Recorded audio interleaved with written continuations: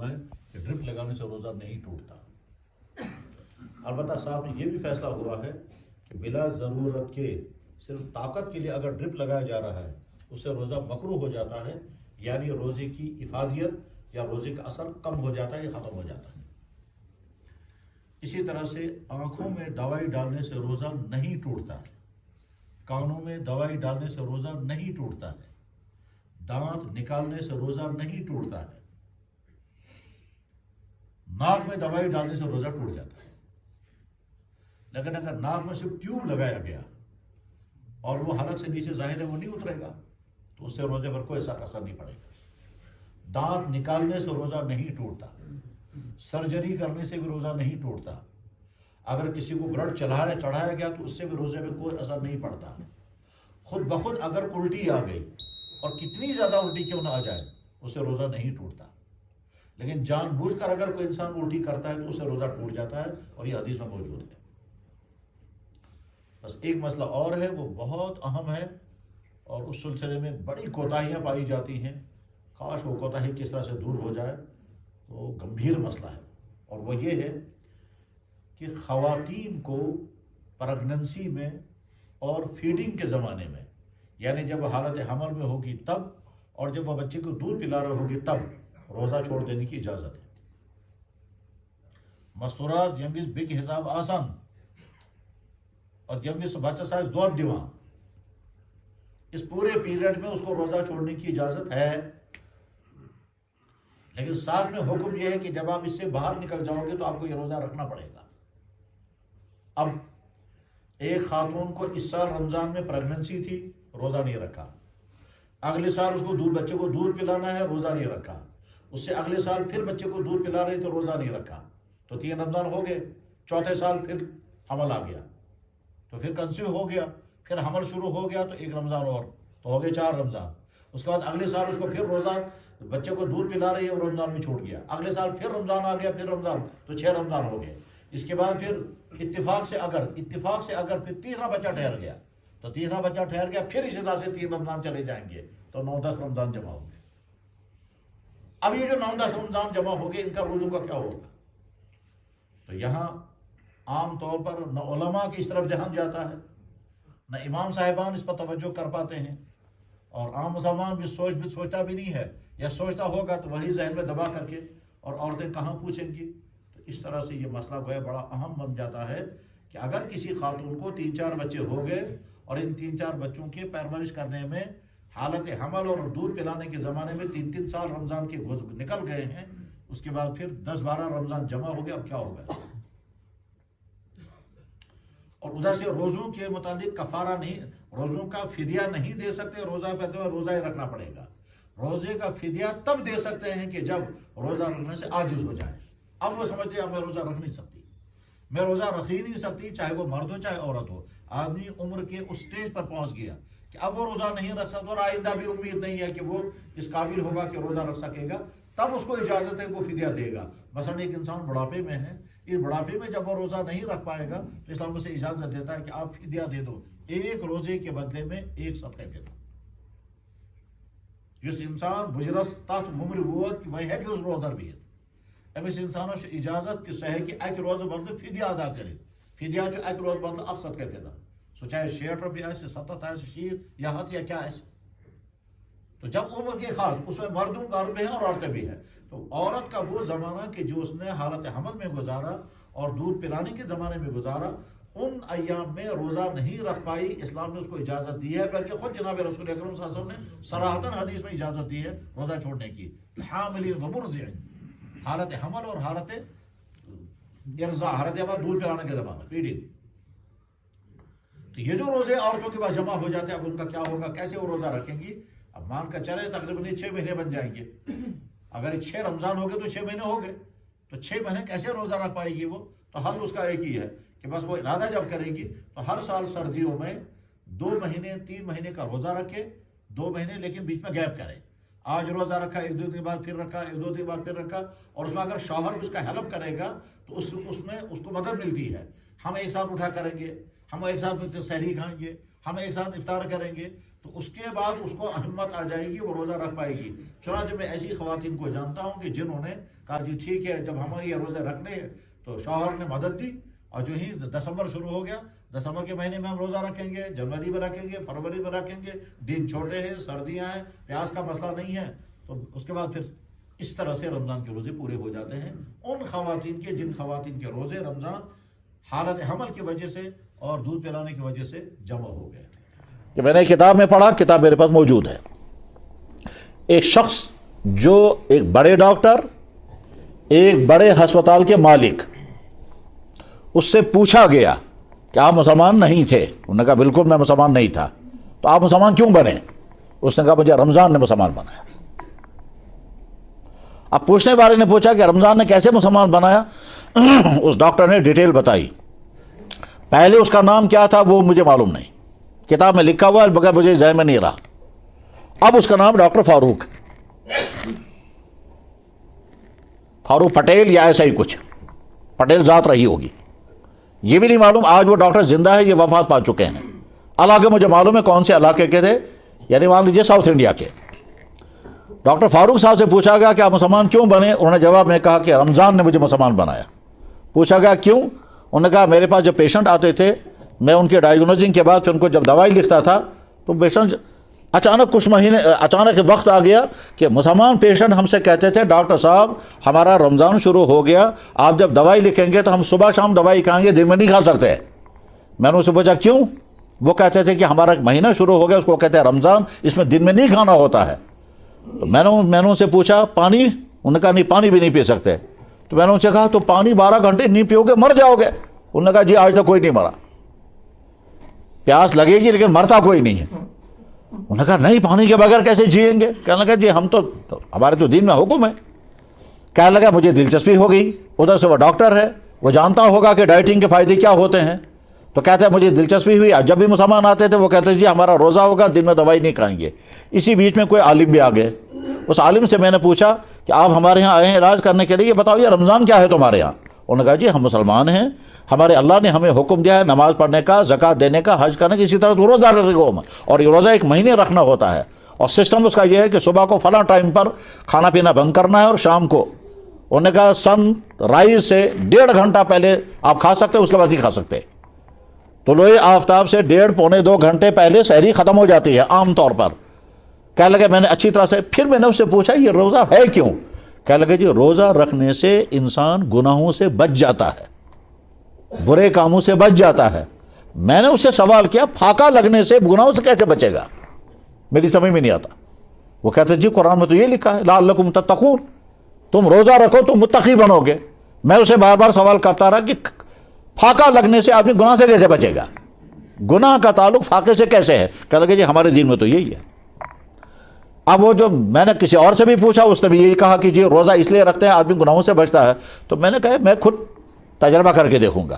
چنانچہ میں نے معلوم کیا بھائی کیسے روزہ رکھنا ہے. میں بھی رات کو اٹھا، صبح کو تھوڑا سا کھایا اور اس کے بعد پھر پورے دن میں نے روزہ نہیں رکھا، وہ کھایا پیا نہیں، شام کو میں نے کھایا. کہنے لگا اس دن میں نے صبح سے کہا آج میرا روزہ ہے، اور روزے کی وجہ سے آدمی گناہ سے بچتا ہے. کہنے لگا اس دن میرے دن کی فیلنگ یہ تھی کہ ہاسپٹل میں اگر کوئی فیمیل پیشنٹ آتا تھا اور اتفاق سے اگر وہ جوان ہو تو میرے دل میں بعض دفعہ چیک اپ کے دوران برے خیالات بھی آتے تھے. اسی طرح سے مجھے کبھی اس کا خیال نہیں آتا تھا کہ ہمارے ہاں جو پیشنٹ آیا اس کے پاس پیسہ ہے یا نہیں، ہم تو اپنا بل بناتے تھے. لیکن جس دن میں نے روزہ رکھا اس دن مجھے خیال آیا دیکھو آج تمہارا روزہ ہے، اس پیشنٹ کو بری نظر سے مت دیکھنا.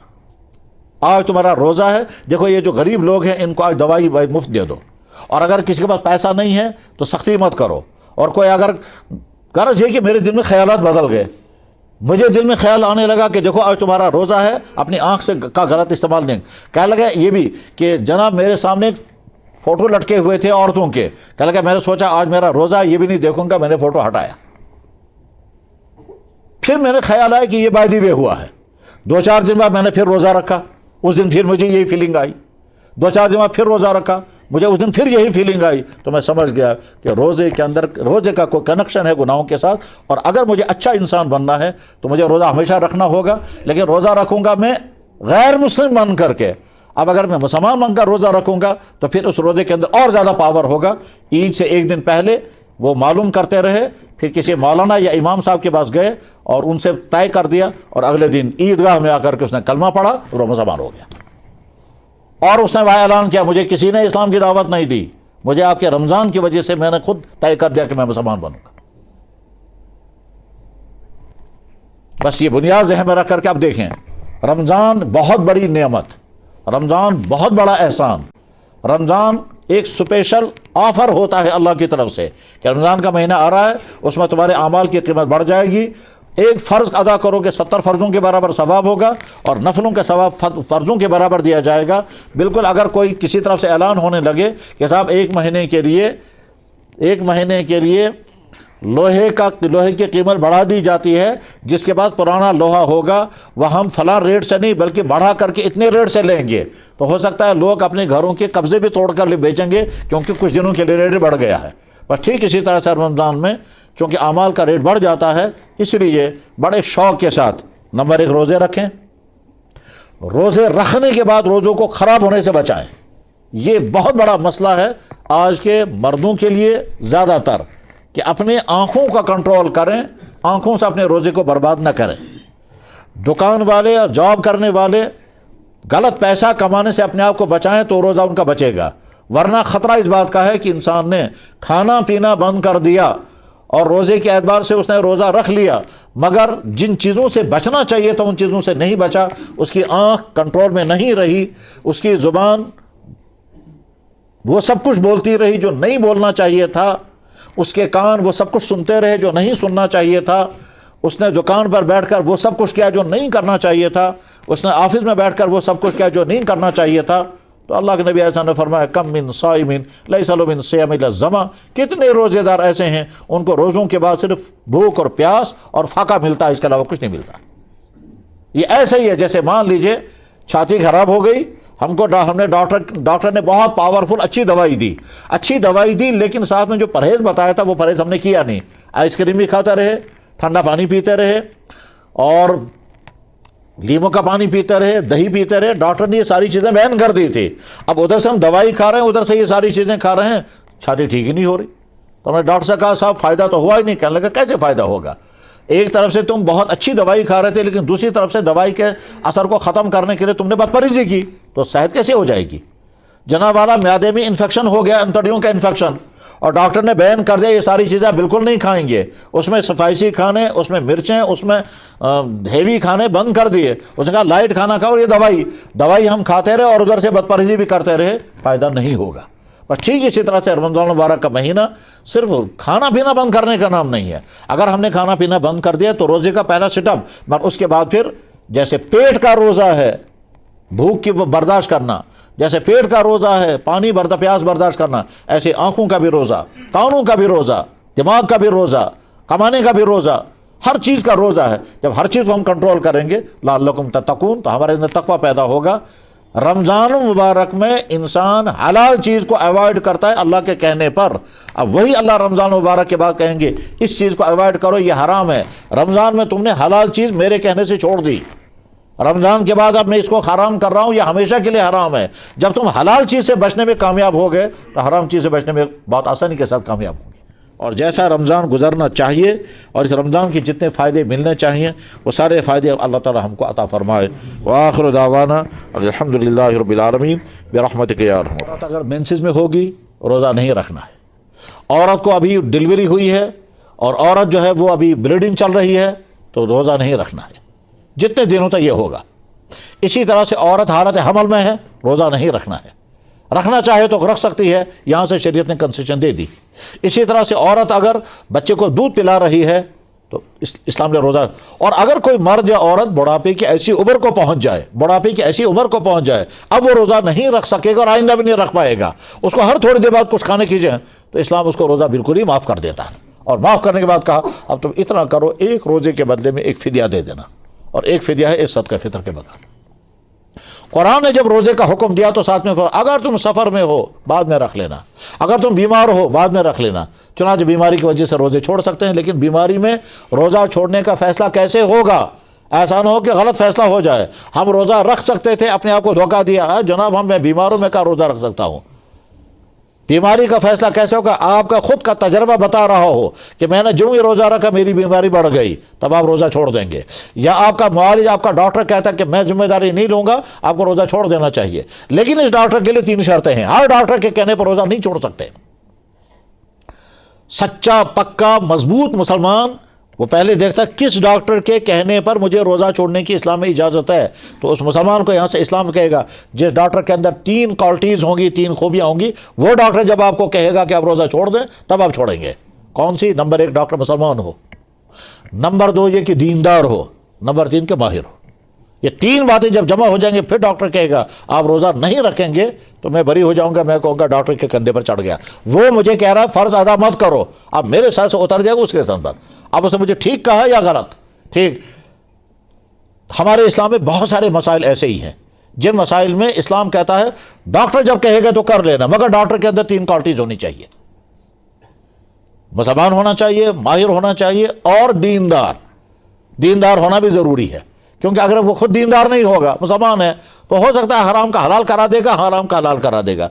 جیسے آج ڈاکٹر ذرا سا کچھ ہو گیا جناب کرسی پہ نماز پڑھو، ذرا سا کچھ ہو گیا جناب کرسی پہ نماز پڑھو، ذرا سا کچھ ہو گیا جناب ابھی نہیں کر سکتے.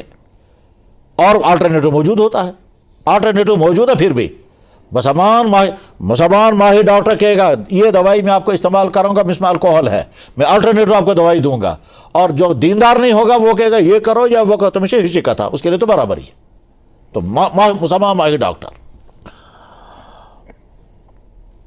رمضان کا نظام سارا بنا ہوا ہے، ترتیب ساری بنی ہوئی ہے، کس وقت تک کیا کرنا ہوگا. کہ جواب یہ ہے صبح سحری کے وقت تک آپ کھانے کھائیں گے، جو کچھ کھانا چاہتے ہو پینا چاہتے ہو کھا سکتے ہیں، پی سکتے ہیں وغیرہ. پھر پورے دن آپ کو کچھ نہیں کھانا ہے، اس پورے دن اپنے روزے کو بچانا ہے.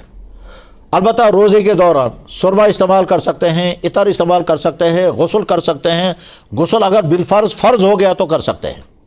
یہاں پر آ کر کے ایک مسئلہ بیچ میں اور میں بتاؤں گا اہمیت کے ساتھ، بڑی توجہ کے ساتھ سنیں.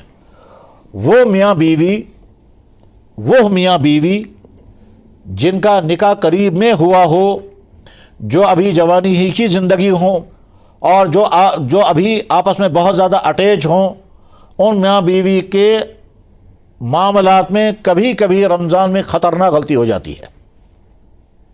اور وہ یہ کہ روزے کی حالت میں اگر وہ ایک ہی بسترے پر رہے تو بعض دفعہ ان کا نفس ان کو کنٹرول نہیں رہنے دیتا اور دن میں وہ آپس میں اپنے پرائیویٹ تعلقات قائم کریں گے، تو یہ بہت بڑا بلنڈر ہو گیا.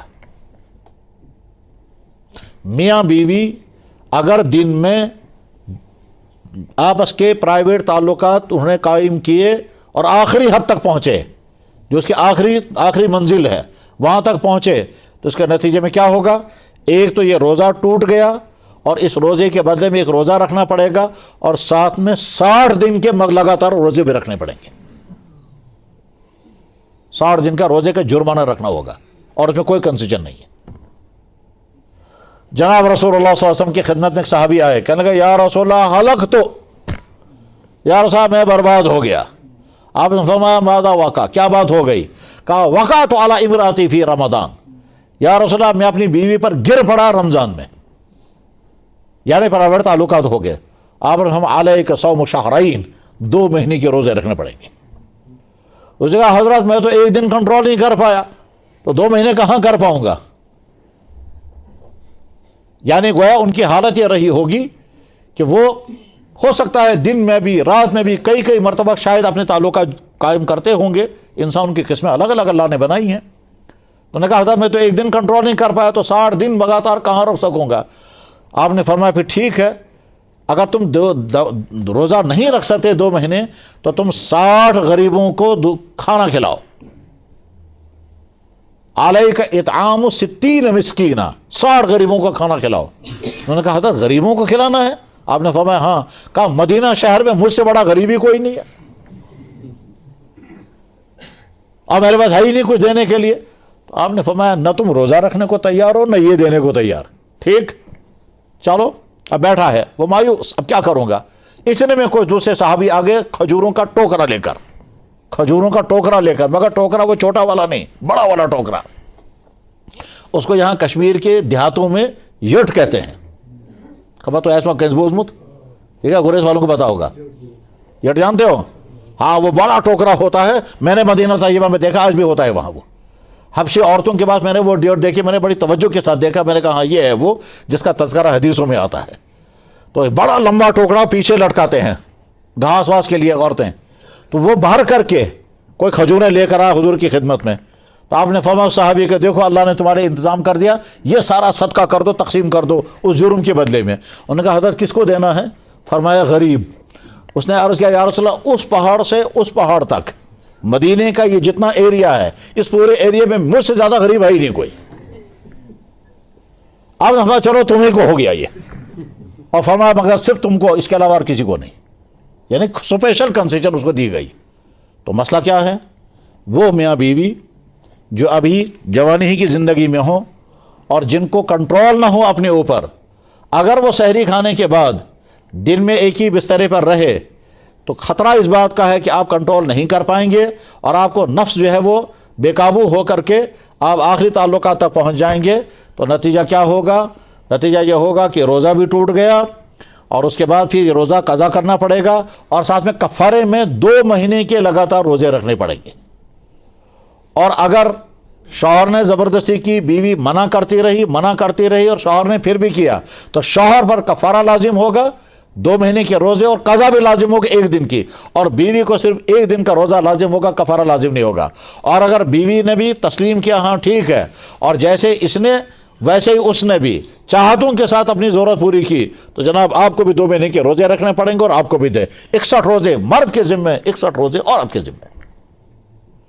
इसलिए ऐसे लोगों के लिए आफियत इसमें है कि बस सहरी खाने के बाद, फजर के बाद जब आपको सोना होगा तो अलग अलग बिस्तरों में सो, बस ये मसला ख़त्म हो गया।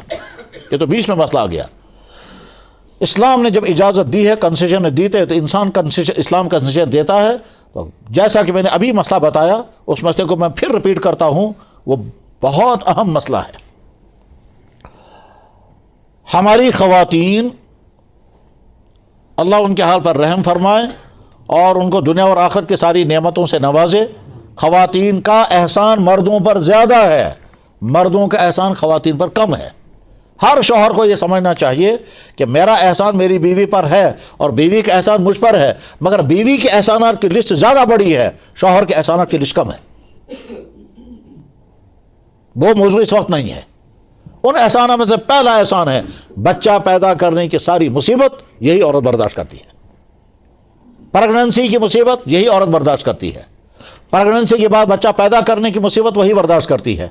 फिर 2.5-3 साल तक बच्चे को पालने की मुसीबत वही औरत बर्दाश्त करती है। और हम कहें या ना कहें, इसको तो कुरान ने बयान फरमाया, वह हमलुहु व फिसालुहु 30 शहरा।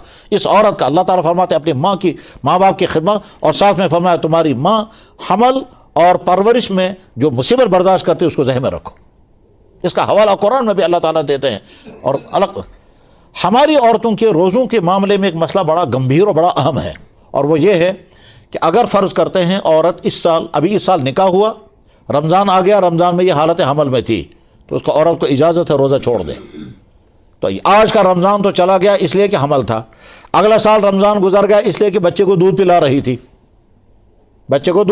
थी, तीसरा रमज़ान आया उसमें बच्चे को दूध पिला रही थी, तो 3 रमज़ान ये हो गए।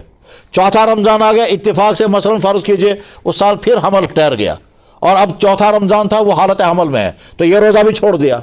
फिर उसके बाद अगला रमज़ान आ गया, उसमें बच्चे को दूध पिला रही थी, दूसरे वाले बच्चे को, वो रमज़ान भी छूट गया।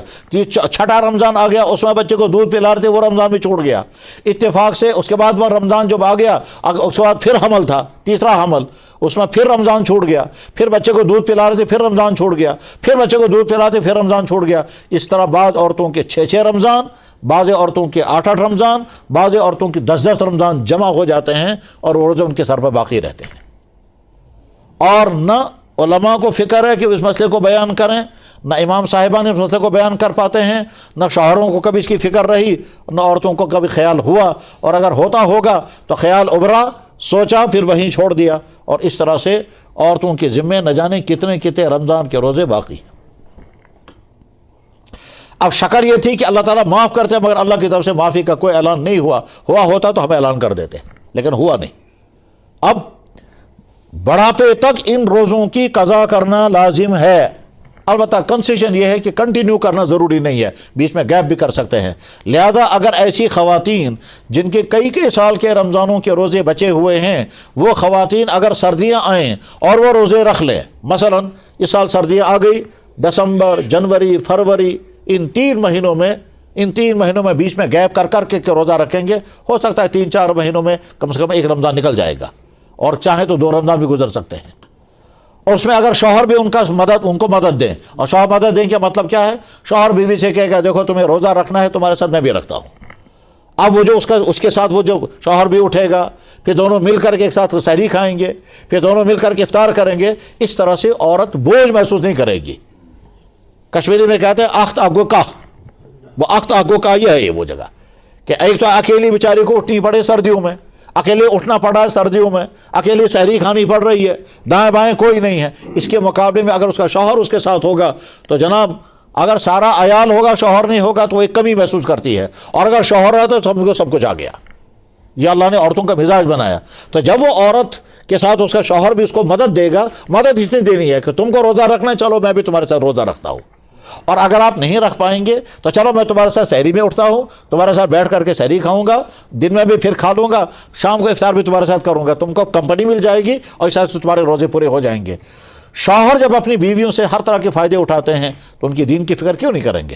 تو اس طرح سے وہ عورتیں، وہ خواتین جن کے کئی سال کے رمضان باقی ہیں، ان خواتین کو چاہیے کہ اپنے ان چھوٹے ہوئے روزوں کی فکر کریں، اور اگر نہیں روزے رکھ پائی یہاں تک کہ بڑھاپے کی وہ سرحد آ گئی، اب روزہ رکھ ہی نہیں سکتی ہیں، تو پھر تو اتنے سارے روزوں کا کفارہ دینا پڑے گا، اور کفارہ نہیں، فدیہ دینا پڑے گا۔ فدیہ کا مطلب ایک روزے کے بدلے میں پیسہ، ایک روزے کے بدلے میں پیسہ، اور وہ کتنا پیسہ ہے؟ ایک روزے کے بدلے میں ایک صدقہ فطر۔ وہ بوڑھے انسان، مرد ہوں یا عورت، جو بڑھاپے میں اس عمر کو پہنچ گئے کہ اب وہ روزہ نہیں رکھ سکتے، اور امید بھی نہیں ہے وہ روزہ رکھ پائیں گے، اور آئندہ صحت بھی واپس آئے گی نہیں ایسی کہ وہ روزہ رکھنے کے قابل ہو جائیں، ان انسانوں کو پورے مہینے کا فدیہ ادا کرنا ہوتا ہے۔ اور فدیہ کم سے کم جو صدقہ فطر ہے وہ 60-70 روپے بنتا ہے تقریباً۔ آج ابھی حساب ہوا نہیں ہے، ابھی رمضان میں سارے علماء مل کر کے فیصلہ کریں گے کہ صدقہ فطر کم سے کم تعداد کتنی ہے، وہ صدقہ فطر۔ ویسے اسی شہر میں ہمارے جاننے والے بہت اچھے ہمارے بھائی ہیں، اللہ تعالیٰ ہر طرح سے ان کو خوش رکھے، تو انہوں نے مجھ سے کہا کہ ہماری والدہ روزہ نہیں رکھ پائیں گی، وہ کئی بیماریوں میں ہیں اور بڑھاپے میں ہیں، تو ان کا صدقہ فطر بتا دیجئے کتنا، فدیہ کتنا دینا ہے۔ تو میں نے ان سے جب حساب بتایا، انہوں نے کہا نہیں، جو ہائیسٹ بن سکتا ہو وہ مجھے بتائیے، زیادہ جو بن سکتا ہو وہ بتائیے۔ تو میں نے حساب جب کیا تو کم سے کم جب بنا تھا اس وقت، کم سے کم جو اس وقت بنا تھا وہ بنا تھا 1500 روپیہ اس وقت، یہ 2 سال پہلے کی بات ہے، ابھی زندہ ہے وہ بھی زندہ، ان کی والدہ بھی زندہ ہے۔ 2 سال پہلے 1500 روپے بنا تھا کم سے کم، اور اس وقت جب انہوں نے کہا ہائیسٹ، تو ہائیسٹ جب حساب کیا تو وہ 90,000 روپے بنا تھا۔ پورے مہینے کے رمضان کے روزوں کا فدیہ سب سے ہائیسٹ بنتا ہے 90,000 روپیہ، اور انہوں نے وہ ادا کیا شوق کے ساتھ۔ اللہ نے ماری وسعت بھی دی ہے اور دین کا جذبہ بھی ہے، لہذا بڑے شوق کے ساتھ انہوں نے ادا کیا کہ میں ادا کروں گا اپنے والدہ کے روزوں کے بدلے میں۔ یہ اتنی بڑی تعداد کیسے ہو جائے گی؟ تو جواب ہے صدقہ فطر کتنا ہے۔ تو اگر آٹے سے صدقہ فطر ادا کریں گے جیسے کہ ہمارے آٹے سے کرتے ہیں، تو اس کی قیمت اس کی قیمت جو ہے وہ 60-70 روپے بنتی ہے ایک دن کا۔ آٹے کے ذریعے سے صدقہ فطر کی مقدار بنتی ہے کم سے کم 60-70 روپے، یا ہو سکتا ہے اس سال 80 روپے بن جائے، وہ حساب جب کریں گے، لیکن اتنی بنتی ہے۔ لیکن جب ہم صدقہ فطر ادا کریں گے کشمش سے، کیونکہ اللہ کے نبی علیہ السلام نے فرمایا صدقہ فطر میں کشمش، کھجوریں، آٹا، جو، گندم اور اس طرح سے پنیر، 6 چیزیں بیان فرمائی ہیں۔ اس میں سب سے زیادہ قیمتی چیز کشمش ہے۔ پھر کشمش کی کوالٹیاں الگ الگ ہیں، تو میں نے سب سے زیادہ ہائی کوالٹی والی کشمش اس وقت لے لی، اور وہ 350 روپے کلو بنتی تھی، اور 3.5 کلو ایک صدقہ فطر بنتا ہے کشمش کا۔ تو 350 روپے کلو کے حساب سے 3.5 کلو بن گیا تھا 1,500 روپے، 1,1200 روپے۔ پھر پورے مہینے کے جب حساب کیا تو بن گیا 80-90 ہزار روپے، اور انہیں شوق کے ساتھ ان چیزوں سے روزہ ٹوٹے گا یا نہیں، اس میں کچھ غلط فہمیاں ہیں، تو سمجھ لیجئے۔ روزے کی حالت میں انجیکشن کرنے سے روزہ نہیں ٹوٹے گا، چاہے وہ گوشت میں انجیکشن کیا جائے یا رگ میں انجیکشن کیا جائے۔ روزے کی حالت میں ڈرپ لگانے سے روزہ نہیں ٹوٹتا، روزے کی حالت میں دانت نکالنے سے روزہ نہیں ٹوٹتا، روزے کی حالت میں کریم اور لوشن لگانے سے روزہ نہیں ٹوٹتا، روزے کی حالت میں آنکھ میں دوائی ڈالنے سے روزہ نہیں ٹوٹتا، روزے کی حالت میں کان میں دوائی ڈالنے سے روزہ نہیں ٹوٹتا، روزے کی حالت میں خون نکالنے سے روزہ نہیں ٹوٹتا، روزے کی حالت میں خون بھرنے سے بھی روزہ نہیں ٹوٹتا، روزے کی حالت میں سرجری ہو جائے اس سے بھی روزہ نہیں ٹوٹتا، اور روزے کی حالت میں اگر ناک میں دوائی ڈالی جائے تو روزہ ٹوٹ جائے گا، منہ میں ڈالیں گے تو اس سے تو لازمت ٹوٹے گا، اس کو تو کہنے ہی کیا۔ اسی طرح سے اور بہت سارے نازک مسائل ہیں، جن نازک مسائل جب وہ مسئلہ پیش آتا ہے تو آدمی پوچھتا ہے کہ جناب میرا کیس یہ ہے، ڈاکٹر مجھے یہ کرنے کو کہہ رہے ہیں، مجھے کرنا ہے یا نہیں، روزہ میرا ٹوٹے گا یا نہیں ٹوٹے گا۔ اس وقت ہم اس کے حالات کو دیکھ کر کے جواب سناتے ہیں کہ بھائی اگر دیکھو تم اگر اس کو اوائڈ کر سکتے ہو شام کے بعد کرو، اور اوائڈ نہیں کر سکتے تو اسی حالت میں کرو، اور اس حالت میں کرو تو جو روزہ ٹوٹنے کی حالت ہے وہ بتا دیتے اس سے روزہ ٹوٹ جائے گا مگر کرو آپ، اور بعد میں قضا رکھ لینا۔ اور جب کہتے ہیں کہ نہیں آپ یہ کر سکتے روزہ نہیں ٹوٹے گا، پھر آگے کہتے ہیں کہ اگر یہ کرنا پڑے گا تو آپ روزہ۔ بڑا اہم مسئلہ یہ ہے کہ جن لوگوں کو شوگر کی تکلیف ہوتی ہے ان کو انسولین کا انجیکشن لینا پڑتا ہے، کیا انسولین سے روزہ ٹوٹے گا؟ جواب ہے نہیں ٹوٹے گا۔ لیکن وہ شوگر پیشنٹ جن کو ہر تھوڑی دیر کے بعد کچھ نہ کچھ کھانا پڑے گا، ہر 2 گھنٹے کے بعد ان کو کوئی چیز ہو جائے کھانی ہے ورنہ شوگر لیول ڈاؤن ہو جائے گی، اور ڈاؤن ہونے کے بعد کبھی طاری ہوگی اور گر جائیں گے، تو ایسے انسانوں کو کہا جاتا ہے آپ روزہ مت رکھیں، آپ شوگر کے پیشنٹ ہیں، آپ کو شوگر لیول ڈاؤن ہو جائے گی، خطرہ یہ ہے، لہذا آپ روزہ چھوڑ دیجئے۔ اب اگر آئندہ چل کر امید ہے کہ آپ کا شوگر کنٹرول ہو جائے گا اور روزہ رکھ سکیں گے تو بعد میں روزوں کی آپ قضا رکھیں گے، اور اگر امید نہیں اور ڈاکٹر نے کہا کہ اب آپ کی کنڈیشن یہ نہیں ہے کہ آپ آگے چل کر کے روزہ رکھنے کے قابل ہو سکیں گے تو آپ کے لیے پھر حکم ہے کہ آپ روزوں کا فدیہ ادا کریں۔ آخری بات، اگر اللہ نے ہم کو رمضان کی نعمت عطا فرمائی ہے 24 گھنٹے کا شیڈول بنانا چاہیے، اور وہ شیڈول کہاں سے سٹارٹ ہوگا؟ صبح کو سحری کھانے کے لیے اٹھنا ہے، شوق سے اٹھیں، بجائے اس کے کہ آپ ٹھیک 5 بجے اٹھیں، آدھا گھنٹے میں آپ سحری کھا لیں گے، آپ 5 بجے بجائے 4:30 بجے اٹھیے، آدھے گھنٹے کی اور قربانی دیجیے، اس آدھے گھنٹے میں آپ تہجد کی نماز پڑھیں، انتہائی قیمتی وقت، اور اللہ تعالیٰ شاہ بہت خوش ہوتے ہیں اس وقت کی نمازوں پر، اور قرآن میں اس کا تذکرہ کرتے ہیں، دیکھو میرے بندے بستر چھوڑ کے میرے سامنے کھڑے ہیں، تتجافا جنوب عن المضاجع، میرا بندہ بستر چھوڑ کے میرے سامنے کھڑا ہے۔ اور اللہ کے نبی نے فرمایا اللہ تعالیٰ شان ہو آسمان اول پر اتر کر کے اعلان کرتے ہیں کون مانگنے والا ہے میں عطا کروں گا، کون درخواست پہ کرے گا، حل من سائل فاعطی، بخاری میں حدیث ہے۔ تو لہٰذا آپ نے تہجد پڑھی، 4 رکعت پڑھیں، 6 رکعت پڑھیں، 8 پڑھیں یا 12 پڑھیں، جتنا پڑھ سکتے ہو پڑھ لیا اپنی نماز۔ اس کے بعد اچھی طرح سے سحری کھائیں، سحری کھائیں، اذان سے پہلے، سحری کے ٹائم سے پہلے سحری کھانا بند کر دیں، اذانوں کا انتظار مت کریں، کیونکہ بعض مسجدوں کے مؤذنین جو ہیں وہ بے احتیاطی کرتے ہیں، وہ 2-3 منٹ لیٹ کر کے اذان پڑھتے ہیں، تو کوشش یہ کرنی پہلے سحری ختم کر دیں۔ اس کے بعد آپ فجر کی نماز پڑھیں، مسجد والوں کو چاہیے کہ فجر کی نماز جلدی سے جلدی ادا کرائیں، لیٹ نہ کریں، انتظار نہ کرائیں، کیونکہ لوگوں کو انتظار رہتا ہے کہ نماز ہو جائے گی تو ہم آرام کریں گے، نیند پورا کرنا ضروری ہے۔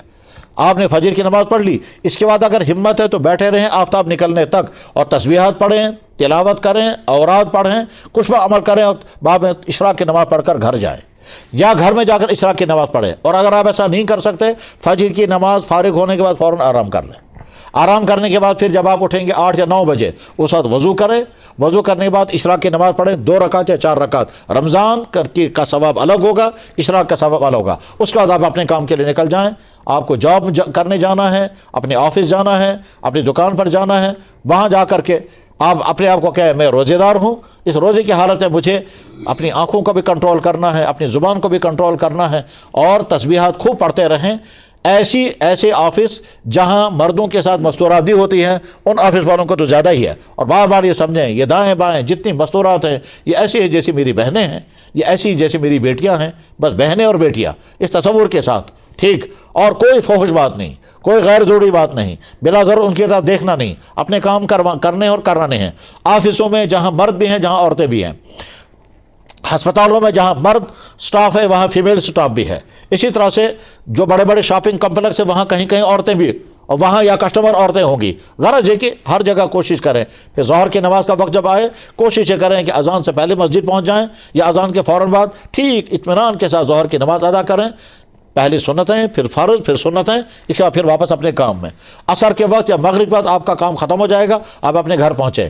یہ جو ٹائم آپ کے پاس ہے، اس بیچ میں عصر کے بعد اگر گھر پہنچے، اس ٹائم میں کوئی نہ کوئی فائدہ اٹھائیں. مثلا قرآن کریم کی تلاوت کریں. رمضان میں کم سے کم ایک ختم قرآن ضرور ہو جانا چاہیے. وہ تمام بھائی جو قرآن کی تلاوت کر سکتے ہو، اور جو حافظ ہیں ان حافظوں کی اپنی ذمہ داری ہے کہ قرآن کو کیسے وہ سنائیں گے، کیسے یاد کریں گے. اس کے بعد پھر افطار کے وقت دعائیں قبول ہوتی ہیں. بیٹھ کر کے دعا کرنی چاہیے، چاہے وہ اپنے گھر میں افطار کریں، چاہے مسجد میں افطار کریں. ضرور دعا کرنی چاہیے. لازم نہیں ہے، آرڈر نہیں ہے، مگر دعاؤں کے قبول ہونے کا وقت ہے. افطار کے وقت لاکھوں انسانوں کو جہنم سے خلاصی کے پروانے ملتے ہیں. ٹھیک. اس کے بعد اذان ہوگی. اذان کے فوراً بعد ہی جماعت کھڑی نہیں کرنی چاہیے، 5-10 منٹ کا وقفہ دینا چاہیے. یہاں کشمیر میں بعض دفعہ لوگ کہتے ہیں کیا صاحب، بالکل ادھر سے اذان ہوئی، ادھر سے منہ میں کھجور، ادھر سے اللہ اکبر. اور بعض دفعہ تو ادھر سے تکبیر ہو گئی، اللہ اکبر، کھجور پھینکے ادھر تو اللہ اکبر. اتنا ٹائٹ نہیں ہے جناب. مکہ مکرمہ اور مدینہ طیبہ میں مغرب کی اذان ہونے کے 12 منٹ کے بعد اقامت ہوتی ہے. 12 منٹ تک لوگ افطار کرتے رہتے ہیں. اور آپ کو شاید معلوم ہوگا یا نہیں تو معلوم ہونا چاہیے کہ دنیا میں افطار کرنے اور کرانے کا ایسا عجیب سسٹم جو کھانے کعبہ اور مدینہ طیبہ میں ہے، دنیا کی عقلیں حیران ہو جاتی ہے کیسے ہوتا ہے. لاکھوں انسان صرف 10 منٹ کے اندر پیٹ بھر کر کے کھا لیتے ہیں، پی لیتے ہیں، اور کوئی گندگی نہیں. اور 10 منٹ کے بعد وہاں دسترخوان اٹھ جاتا ہے، وہاں بالکل صاف ہوتا ہے. اور لاکھوں انسانوں میں ہر ایک تک زمزم پانی پہنچ جاتا ہے. ہر ایک تک زمزم پہنچے گا، ہر ایک تک کھجوریں پہنچیں گی، ہر ایک تک. اور کسی کو خود نہیں لے جانا ہے، کوئی نہیں لے جائے گا. اور اتنا کھلانا پلانا ہوتا ہے، عجیب عقلیں حیران ہو جاتی ہیں. لیکن چونکہ لوگ غور نہیں کرتے، لوگ سنسانے نہیں، اسے خیر سمجھ میں نہیں آتا. لیکن عجیب ہے کہ صاحب لاکھوں انسان ان تک زمزم بھی پہنچ رہا ہے، کھجوریں بھی پہنچ رہی ہیں، دہی بھی پہنچ رہی ہے، روٹیاں بھی پہنچ رہی ہیں، ٹھیک ہے، اور طرح طرح کی چیزیں پہنچ رہی ہیں. اور پیٹ بھر کر کے کھا کر کے 10 منٹ کے اندر دسترخوان صاف، اور کہیں کوئی گندگی نہیں ہوگی. وہ دیکھنے کا منظر ہے.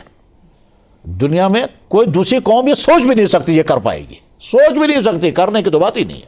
ایسا عجیب سسٹم ہے وہاں. تو 12 منٹ کے بعد جماعت کھڑی ہو جائے گی. 12 منٹ تک تمام لوگ، کھانے کعبہ میں لاکھوں انسان، مسجد نبوی میں لاکھوں انسان، اندر بھی اور باہر بھی، اور ہر جگہ دسترخوان ہوگا، ہر جگہ کھجوریں ہوں گی، ہر جگہ سب کچھ ہوگا.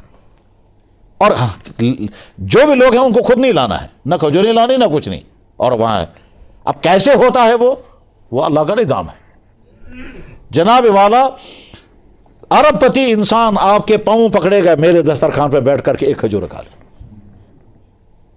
بعض دفعہ لڑائیاں کرتے ہیں، اس کو ایک ادھر کھینچتا ہے، دوسرا ادھر کھینچتا ہے. تو خیر میں یہ سمجھا رہا تھا 12 منٹ کے بعد یہاں جو ہے وہ جلدی لگی رہتی ہے. اور جلدی لگی رہتی ہے، بیچارے کچھ لوگ اپنے گھروں میں ابھی گھر میں ہوتے، یہاں 1 رکعت ہو چکے. تو کہنے کا منشا یہ ہے کہ مغرب کی اذان اور جماعت کھڑی کرنے کے بعد کم سے کم 10 منٹ کا فاصلہ ضرور رکھیں، تاکہ اطمینان کے ساتھ لوگ افطار کر کے پھر جماعت میں شامل ہو جائیں. مغرب کی نماز کے بعد سنتیں پڑھیں گے. سنت کے بعد اگر ہمت ہو، اگر کوشش کر سکیں تو 6 رکعت 2 کر کے پڑھیں. ان 6 رکعت نمازوں پر بہت ثواب ملتا ہے. اللہ کے نبی علیہ السلام نے ارشاد فرمایا کہ مغرب کے بعد جو آدمی 6 رکعت پڑھے گا اس کو 12 سال کی عبادت کا ثواب ملے گا. عام طور پر اس کو کہتے ہیں نماز اوابین. اور کچھ علماء کہتے ہیں اوابین یہ نماز نہیں ہے. ہم کہیں گے یار اوابین ہے یا نہیں، ثواب بہت بڑا ہے. آپ اوابین پڑھ کر کے سوچ کر پڑھو یا کچھ کر کے، لیکن 6 رکعت اگر آپ پڑھ سکیں. اور اگر زیادہ بھوک لگی ہے، آپ جائیں پہلے کھانا کھائیں، کھانا کھانے کے بعد یہ 6 رکعت نماز پڑھ لیں. ہم نے اپنے بعض بزرگوں کے بارے میں سنا، پڑھا بھی، کہ وہ اوابین کی نماز 20 رکعتیں پڑھتے تھے. اس کے بعد عشاء کی اذان ہوگی. عشاء کی اذان ہوگی، پھر نماز ہوگی. شوق کے ساتھ تراویح پڑھیں، شوق کے ساتھ تراویح پڑھیں. المیہ ہے، یہ المیہ ہے کہ لوگ تراویح چھوڑ کر گھر میں بیٹھ کر موبائل چلائیں گے. تراویح چھوڑ کر گھر میں چائے پینے بیٹھے. جو لوگ کہتے ہیں ہم تراویح نہیں پڑھ سکتے، جو لوگ کہتے ہیں ہم قرآن نہیں سن سکتے، وہ سوچیں ذرا کہ ہم نے یہ ٹائم جو 1 گھنٹہ یا 1.25 گھنٹے کا ہے، ہم نے اللہ کو نہیں دیا، تو دوسرا کون سا کام تھا جس میں آپ نے یہ 1 گھنٹہ خرچ کیا؟ وہ دوسرا کون سا کام ہے؟ آپ کے سامنے آپشن 2 ہیں. یا تو یہ ٹائم آپ اللہ کو دے دیں اور اللہ کے سامنے کھڑے اور اللہ کو سجدہ کریں، یا بیکار گزاریں. آپ آپشن میں سے 2 آپشن لیتے ہیں. اور بعد میں وہ بڑے فخر کرتے ہیں، دبن ہے ان کے وہ پھنسے ہوئے ہیں تراویح میں، اور ہم عیش کر رہے ہیں گھر میں. کیا عیش کر رہے ہیں آپ؟ جناب والا، امت فخر کرتی تھی زیادہ نماز پڑھنے پر، اور آدمی ہمارا مسلمان بھائی جو وہ فخر کرتا ہے نماز چھوڑنے پر. تو جو بھائی کہتے ہیں ہم سے نہیں ہوگا، ٹھیک ہے صاحب نہیں ہوگا، آپ اس ٹائم کو چھوڑ کر آپ دوسرا کون سا کام کریں گے؟ آپ اس سے زیادہ اہم، اس سے زیادہ بہتر وہ کیا ہے؟ گھر میں بیٹھیں گے، باتیں کریں گے، ٹی وی دیکھیں گے، موبائل چلائیں گے، چائے داما چند بھی کیا کرو، اور یہ تراویح پڑھ کر لوگ گھر پر پہنچ جائیں گے، وہ گھروں میں بیٹھے ہوئے ہوتے ہیں۔ مزید المیہ یہ کہ ایک مسجد میں باقاعدہ رمضان سے پہلے میٹنگ کی گئی۔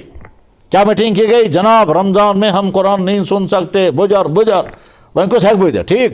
اسی دن پریزیڈنٹ صاحب آئے تھے، پورے سال آئے ہی نہیں، اس دن فیصلہ کرنے کے لیے آئے ہیں رمضان میں قرآن نہیں پڑھا جائے گا۔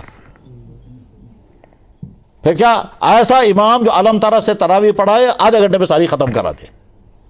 جناب رسول اللہ صلی اللہ علیہ وسلم نے جب تراویح پڑھی تھی تو ساری رات پڑھی تھی، اور امام بخاری رحمہ اللہ تعالیٰ تراویح پڑھاتے تھے، خود 20 رکعت تراویح پڑھاتے تھے، اور ہر رکعت کے اندر 20 آیتیں پڑھتے تھے، اور 2-2.5 گھنٹے ان کے تراویح میں گزر جاتے تھے، 2-2.5 گھنٹے۔ اس کے بعد پھر آرام کرتے تھے 1 گھنٹہ، 1 گھنٹہ آرام کرنے کے بعد پھر تہجد پڑھتے تھے، اور تہجد میں وہ 10 پارے پڑھتے تھے امام بخاری خود۔ اور امام اعظم امام ابو حنیفہ رحمہ اللہ تعالیٰ تو رمضان میں 1 ختم قرآن رات میں کرتے تھے، 1 دن میں کرتے تھے، 60 ختم قرآن رمضان میں ہوتے تھے، اور 1 ختم قرآن تراویح میں کرتے تھے۔ اور بے شمار امت کے افراد کا حال یہی رہا ہے۔ میں نے بھی اپنے ایک بھائی کو دیکھا تو انہوں نے کہا کہ ہاں جی میں نے بھی 2 رکعتوں میں پورا قرآن پڑھا ہے، وہ زندہ ہے ابھی، جنہوں نے مجھ سے کہا کہ میں 2 رکعتوں میں قرآن پڑھا۔ اصل میں جب انسان کرنے پر آتا ہے تو کیا کیا کرتا ہے، سبحان اللہ۔ امام ابو حنیفہ رحمہ اللہ تعالیٰ کے شاگرد امام محمد جب امام اعظم کے پاس پڑھنے کے لیے آئے تو امام اعظم نے فرمایا تم کو معلوم ہے میرے پاس پڑھنے کے لیے وہ آئے گا جو حافظ ہوگا، تم حافظ نہیں، تم نہیں پڑھ سکتے۔ میرے پاس پڑھنے کے لیے وہ آئے گا جو حافظ ہوگا، چونکہ تم حافظ نہیں، تم نہیں میرے پاس پڑھ سکتے۔ تو امام محمد واپس نکل گئے اور اپنے کمرے گھر کے اندر بند ہو گئے، 1 ہفتے کے اندر پورا قرآن حفظ کیا۔ امام محمد کا کارنامہ یہ ہے۔ میں ابھی چند دنوں میں پہلے کپواڑہ کے کلاب میں گیا، وہاں ایک آدمی کا حال سنا، وہ آدمی بھی موجود تھا، بچہ بھی موجود تھا۔ اس آدمی نے اپنے بچے کو کپواڑہ کے بازار میں مزدوری پر لگایا، خود بھی مزدوری کرتا اور بچے کو مزدوری پر لگایا۔ ایک مرض ہے کہ محتمم صاحب کو اندازہ تھا بچہ بڑا ذہین ہے، اس نے باپ سے کہا یار یہ بچہ ہمیں دے دو، یہ بچہ بڑا ذہین ہے، یہ جو تمہیں کما کر کے دیتا ہے ہم کوشش کریں گے وہ پیسہ ہم تمہیں دے دیں گے، مگر بچہ ہمیں دے دو۔ لے گیا وہ محتمم صاحب بچے کو، 12 مہینے میں بچہ پورا قرآن کا حافظ ہو گیا،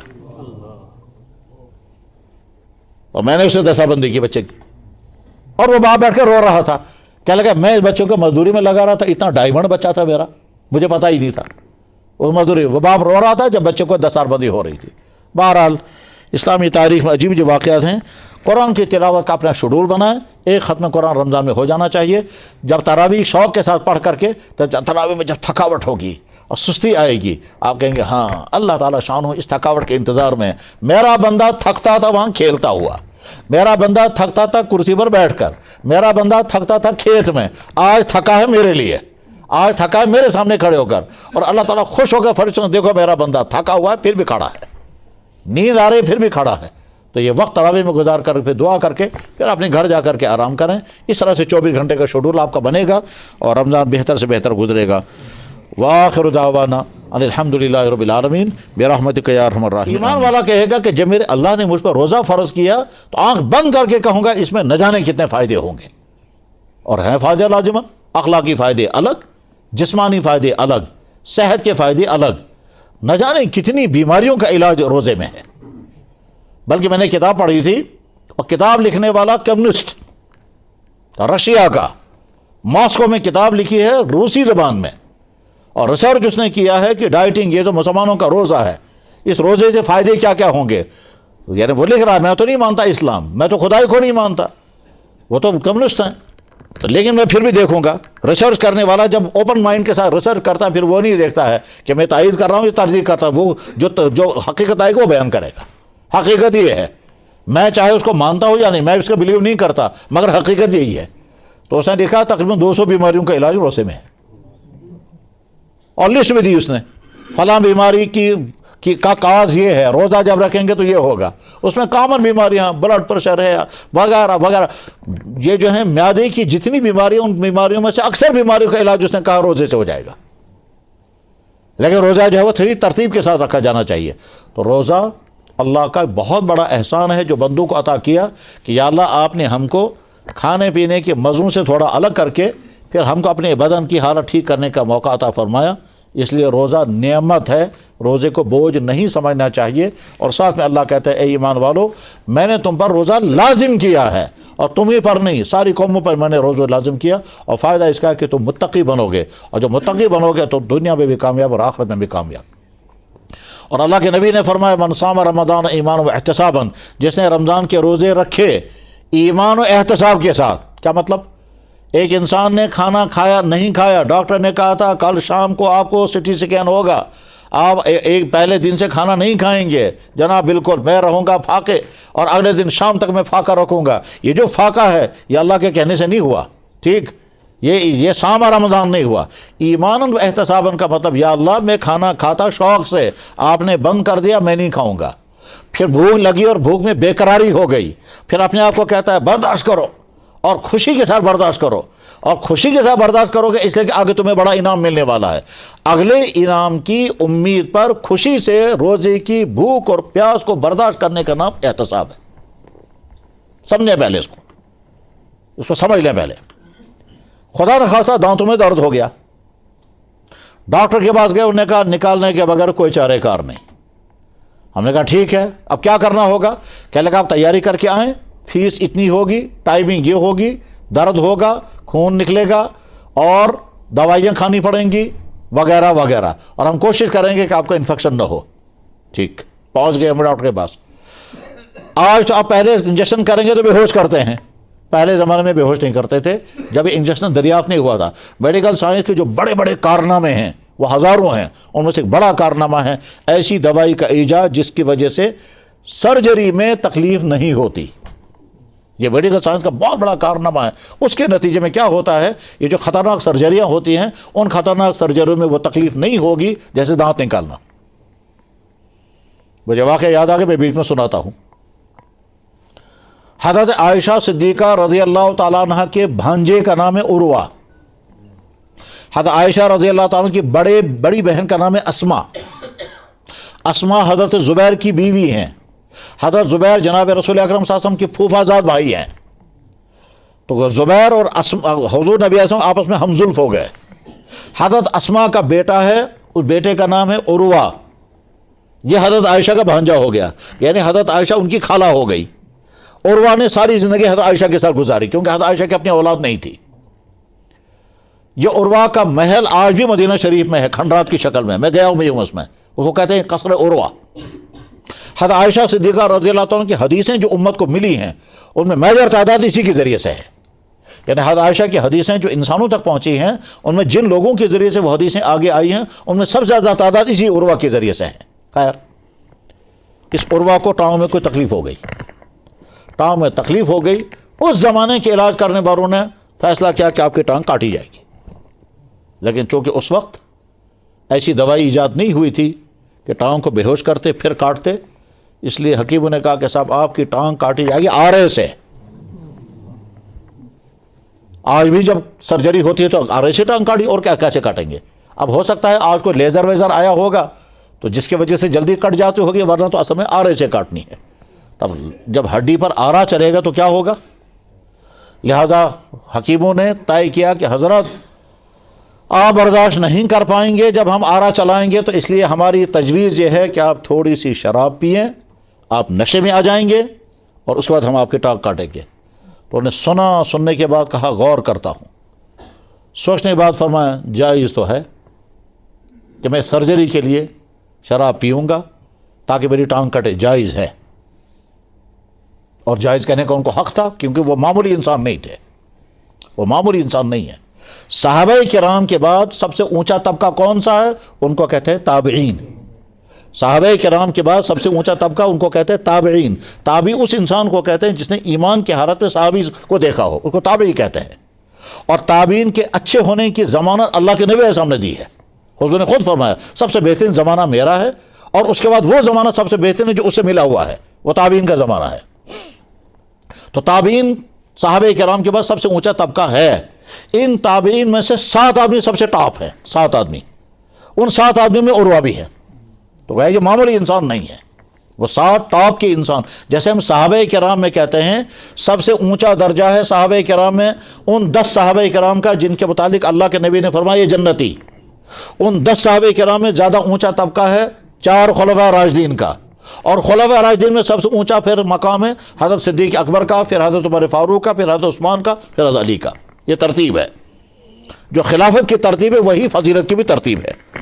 اگرچہ حضرت علی رضی اللہ عنہ کے اندر کچھ کمالات اتنے زیادہ ہیں کہ وہ دیگر صحابہ میں نہیں تھے, لیکن خلافت کی ترتیب کے مطابق فضیلت ہے. اسی لیے اوراد شریف میں پڑھتے وبی صدیق وبی الفاروق وبی ذوالنورین وبی المرتضی ائمہ. تابعین میں سب سے اونچا درجہ جن 7 آدمیوں کا ہے ان 7 آدمیوں میں عروہ بھی ہے, عروہ بن زبیر رضی اللہ تعالیٰ عنہ. عروہ نے کہا مجھے سوچنے دو. پھر کہا انہوں نے کہ ٹانگ کاٹنا نہیں, شراب پینا جائز ہے اس صورتحال میں, مگر میں شراب نہیں پیوں گا. انہوں نے کہا پھر کیا ہوگا؟ کہنے لگا پھر میری ٹانگ کاٹو میں برداشت کر لوں گا. انہوں نے کہا حضرت کیسے برداشت کریں گے آپ؟ تو انہوں نے یا تو تسبیح پڑھنی شروع کی یا قرآن کریم کی تلاوت شروع کی. سر ادھر کو کیا, قرآن کی تلاوت شروع کی اور ان سے کہا آپ اپنا کام کریں.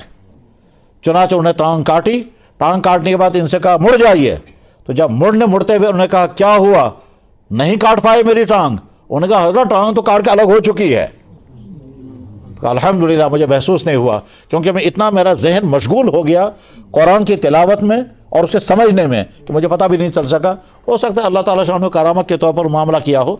تو غرض یہ کہ یہ جو میڈیکل سائنس کا یہ بے ہوش کرنے کا, کس پر میں نے یہ بات شروع کی تھی؟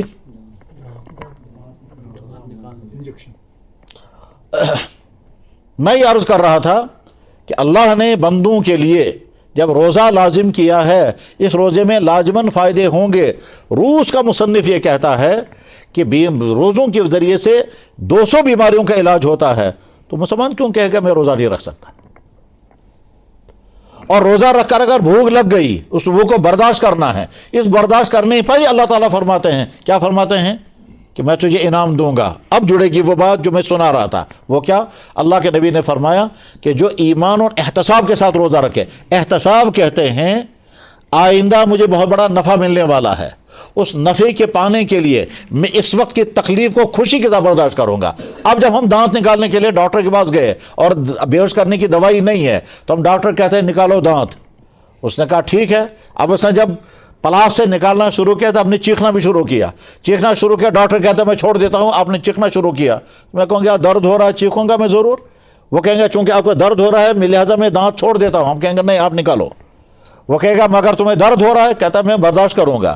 کہا مگر تم تو چیخ رہے ہو, کہا لگا چیخ تو آئے گی میں برداشت کروں گا مگر آپ نکالو. کہا لگا دیکھو ایک تو تمہیں درد ہوگا اور تم چیخو گے اور ساتھ میں پیسہ بھی دو گے, ایسی بیوقوفی کی بات ہے. کہا لگا جناب میں پیسہ بھی دوں گا چیخوں گا بھی مگر مہربانی کرو دانت نکالو. یہ جو دانت میں خوشی سے نکلوا رہا ہوں اور اس دانت کے نکالنے کی تکلیف خوشی سے میں برداشت کر رہا ہوں, کیوں؟ کیونکہ آئندہ مجھے آرام ملے گا.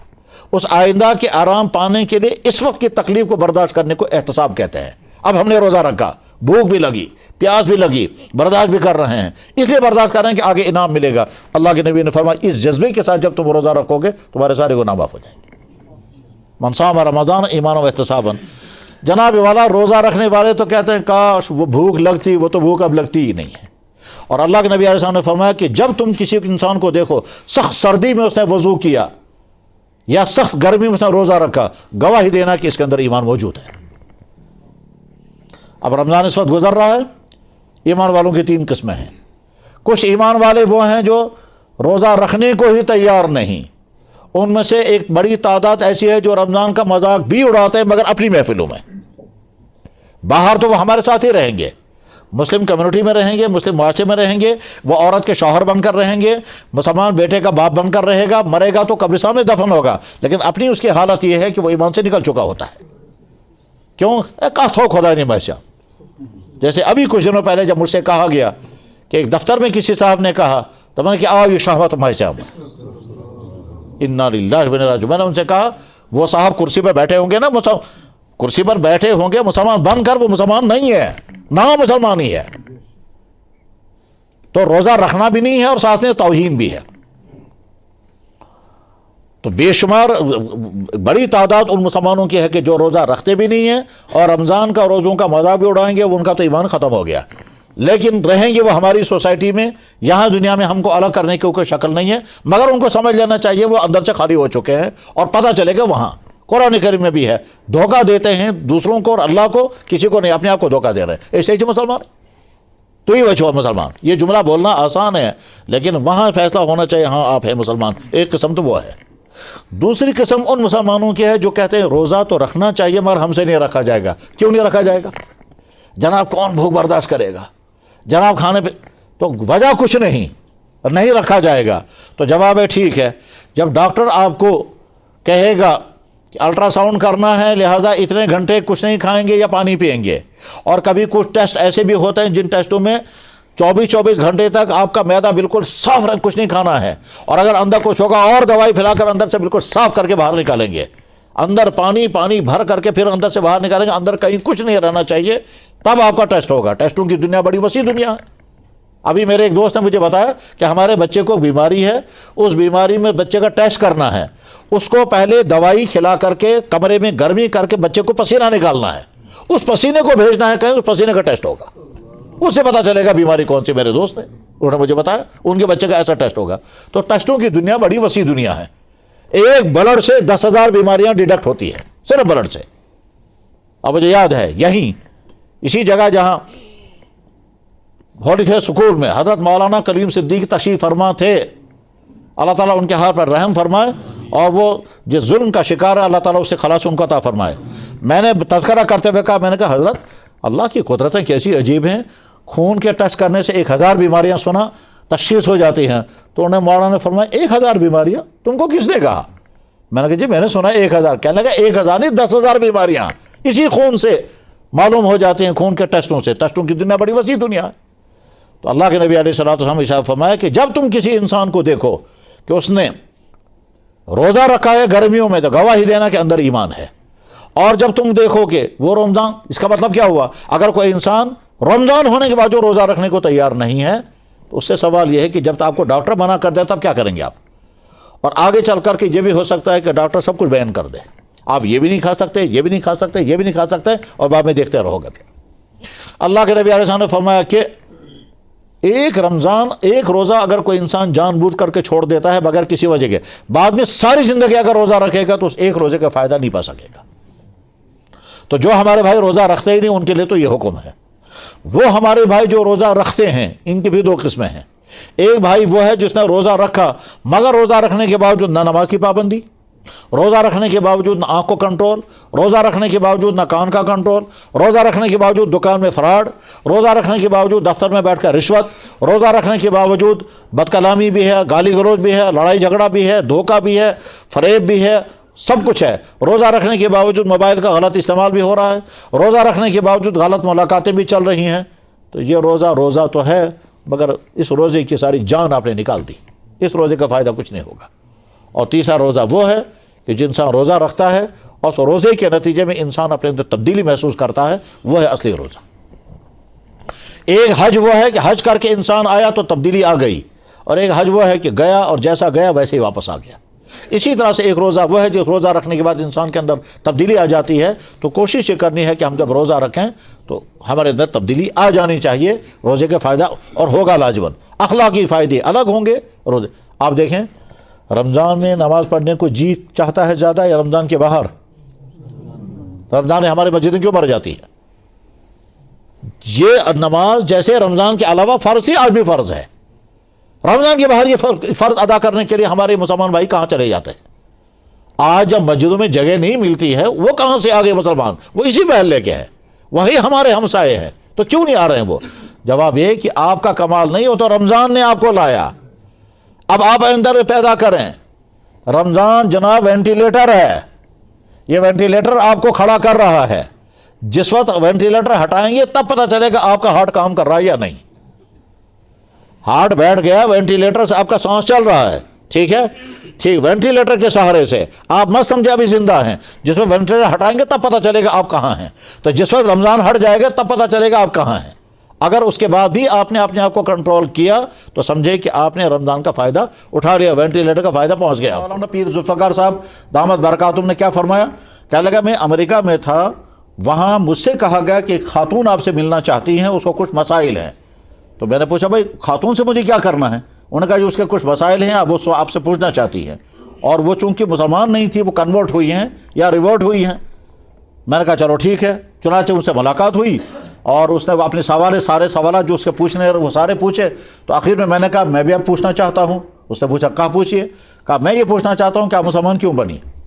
اس نے کہا ہاں بہت اچھا۔ انہوں نے سوال میں شاید یہ پوچھا ہوگا کہ آپ کو مسلمان کس نے بنایا؟ تو اس نے جواب میں کہا مجھے خانہ کعبہ نے مسلمان بنایا۔ تو جواب عجیب سا ہے، خانہ کعبہ نے آپ کو کیسے مسلمان بنایا؟ تو اس نے وہاں سے جواب میں کہا کہ جی میں اور میرے شوہر ایک امریکن کمپنی میں جاب کرتے تھے۔ کمپنی نے ڈیسائیڈ کیا کہ اس کمپنی کی ایک برانچ جدہ میں کھولی جائے گی، اس لیے کمپنی کی طرف سے آفر آیا تمام ملازمین کو کہ جو چاہیں وہاں برانچ میں کام کرنے کے لیے تو وہ درخواست دے دے۔ میں نے شوہر سے کہا یہاں کی ساری برانچوں میں ہم نے کام کیا ہے اور ساری برانچوں میں گھومتے رہے ہیں، جس برانچ میں جاتے تھے وہاں کا علاقہ بھی دیکھتے تھے، اب جب عرب میں برانچ کھول رہی ہے تو ہم اسی بہانے عرب ملکوں کو بھی دیکھیں گے، تم بھی اپلائی کرو۔ چنانچہ میرے شوہر نے درخواست دے دی اور ہمارا اپائنٹمنٹ ہو گیا، اب ہم جدہ برانچ میں ٹرانسفر ہو جائیں گے۔ پہنچ گئے ہم جدہ میں پہنچے تو وہاں میں دیکھتی رہتی تھی کہ کچھ لوگ سفید کپڑے باندھے ہوئے وہاں سے چلتے رہتے ہیں، سفید کپڑے باندھ کر کے وہاں سے چلتے رہتے ہیں۔ میں دیکھتی رہتی تو وہ کچھ پڑھتے رہتے تھے۔ تو میں اپنے شوہر سے پوچھا یہ کون لوگ ہیں اور یہ ایک ہی جیسا ڈریس کیوں ہیں اور یہ پڑھتے کیا ہیں؟ ظاہر ہے وہ احرام والے ہوتے ہوں گے۔ جدہ ساری دنیا کے جب ہمارا حج کرنے کے لیے پہنچے تو جدہ پہنچتے ہیں۔ اب وہ شپ سے اتر کر، شپ کا زمانہ رہا ہوگا، شپ سے اتر کر کے پھر وہ ٹرانسپورٹ اڈے پر پہنچتے ہوں گے، تو اس بیچ میں وہاں کہیں ان کا آفس رہا ہے یا ان کے اکاموڈیشن کی جگہ رہی ہے، تو وہاں وہ دیکھتے رہتی تھی ایک ہی قسم کے کپڑے پہنے ہوئے، سارے سفید کپڑے پہنے ہوئے، ننگے سر، اور عورتیں ایک قسم کا حجاب لگا کر کے اور ایک ہی ترانہ پڑھتے ہوئے لبیک پڑھتے ہوئے جاتے ہوں گے۔ اب وہ دیکھتی رہتی تو ایک دن اس کو شوق پیدا ہوا، اپنے شوہر سے اس نے پوچھا یہ کون لوگ ہیں اور کیا کرتے ہیں؟ انہوں نے کہا دیکھو یہ مسلمان ہیں اور آگے ان کا ہولی کعبہ ہے، یہ وہاں جاتے ہیں۔ کہا مجھے بہت اچھا لگتا ہے ان کا یہ ایک ہی قسم کا لباس اور یہ پڑھتے کیا ہیں؟ خیر دیکھتے رہی۔ ایک دن بیوی نے شوہر سے کہا ہم بھی جائیں گے وہاں، جدہ کے آس پاس کے سارے علاقے ہم نے دیکھے، ہم بھی جائیں گے وہاں جہاں ان کا ہولی کعبہ یا مکہ سٹی ہے۔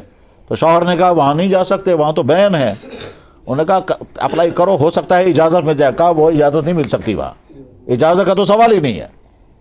انہوں نے کہا کوشش کر کے دیکھتے ہیں۔ کہا کیسے کوشش کر کے دیکھ سکتے ہیں؟ یہ تو ایسی چیز نہیں ہے کہ صاحب ہم کو سفارش لگائیں گے، درخواست دیں گے تو مان لیں گے، نہیں، یہ تو مذہبی پابندی ہے۔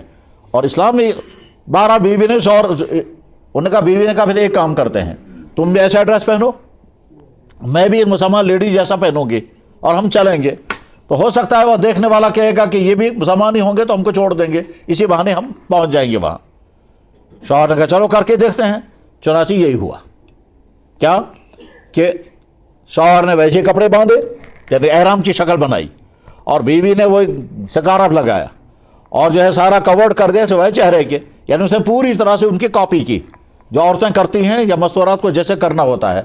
اب وہ جو گاڑی میں بیٹھے ہیں تو جہاں چیکنگ پوائنٹ ہے وہاں پولیس والے نے ان کو گاڑی میں دیکھا تو اس نے دیکھتے ہی دور سے سمجھا یہ احرام والے ہوں گے۔ انہوں نے کہا جاؤ رخ، عرب کے لوگ رخ کہتے ہیں، رخ مانے جاؤ، بس وہ خوش ہو گئے۔ اب پہنچے خانہ کعبہ، مگر ان کو پتا تھا نہیں وہاں کرنا کیا ہے۔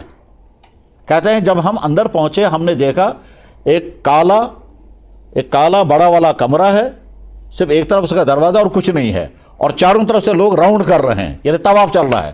کہنے لگے یہ منظر دیکھ کر کے میرا دل دھڑکنے لگا اور میری آنکھوں سے آنسو نکلنے شروع ہو گئے۔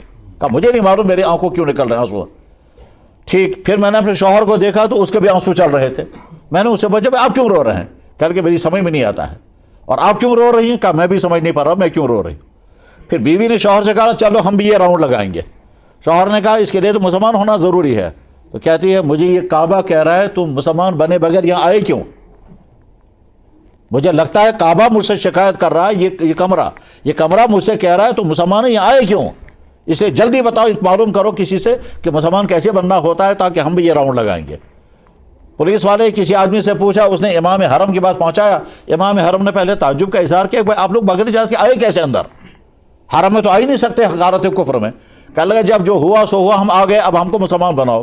امام کعبہ نے ان کو کلمہ پڑھایا، مسلمان ہو گئے۔ ایک آدمی گائیڈ دیا، اور گائیڈ نے آ کر کے ان کا جب طواف کرایا تو عورت کہتی ہے زندگی میں مجھے اتنا لطف کبھی کسی چیز میں نہیں آیا جتنا لطف مجھے آیا اس میں، تو میں یہ سمجھتے ہوں کہ کعبے نے مجھے مسلمان بنایا۔ عام طور پر لوگ گھبراتے ہیں موت کے نام سے، حالانکہ موت کا تعلق کسی بیماری کے ساتھ نہیں ہے، کسی کینسر کے ساتھ نہیں ہے، کسی ایکسیڈنٹ کے ساتھ نہیں ہے، موت کا تعلق ٹائم کے ساتھ ہے۔ جب ٹائم آئے گا تو انسان کو جانا ہے، چاہے وجہ کچھ بھی نہ ہو، اور اگر ٹائم نہیں آیا ہے تو انسان نہیں جائے گا، چاہے 10 وجہ کیوں نہ ہو۔ کئی لا علاج بیماریوں میں مبتلا انسان موجود رہے گا کیونکہ ابھی ٹائم اس کا آیا نہیں۔ کئی ناقابل علاج بیماریوں میں جس کو ڈاکٹر کہہ رہے ہوں گے کہ اس بیماری کے بعد آدمی اتنے مہینے بچے گا، اس بیماری کے بعد آدمی اتنے مہینے رہے گا، اور اس بیماری کے بعد یہ آدمی اتنے نہیں رہے گا، لیکن ڈاکٹروں کے کہنے کے باوجود آدمی زندہ ہوگا کیونکہ ابھی ٹائم نہیں آیا۔ اس سلسلے میں نے پڑھنے کی کوشش کی تو یہ بھی پتہ چلا کہ 10 کینسروں میں مبتلا انسان زندگی گزارتے رہے، اور وہ چاہتے بھی رہے کہ ہم مر جائیں لیکن موت نہیں آئی، اور وہیں سے ایک تصور پیدا ہوا، اس کو کہتے ہیں یوتھینیزیا، اس کو عام زبان میں کہتے ہیں قتل بجذبہ رحم، یا آپ کی زبان میں سے کہیں گے مرسی کلنگ۔ ایک ایسا بیمار کہ جو بیمار اب قابل علاج نہیں ہے اور وہ اپنی بیماری سے تنگ آ چکا ہے، اس کے گھر والے بھی چاہتے ہیں کہ یہ مر جائے، تو کیا ہم اس کو ایک ایسا انجیکشن دے سکتے ہیں جس کے بعد اس کی زندگی کا خاتمہ ہو جائے اور اس تکلیف سے نکل جائے اور بہت آرام کے ساتھ وہ مرے گا؟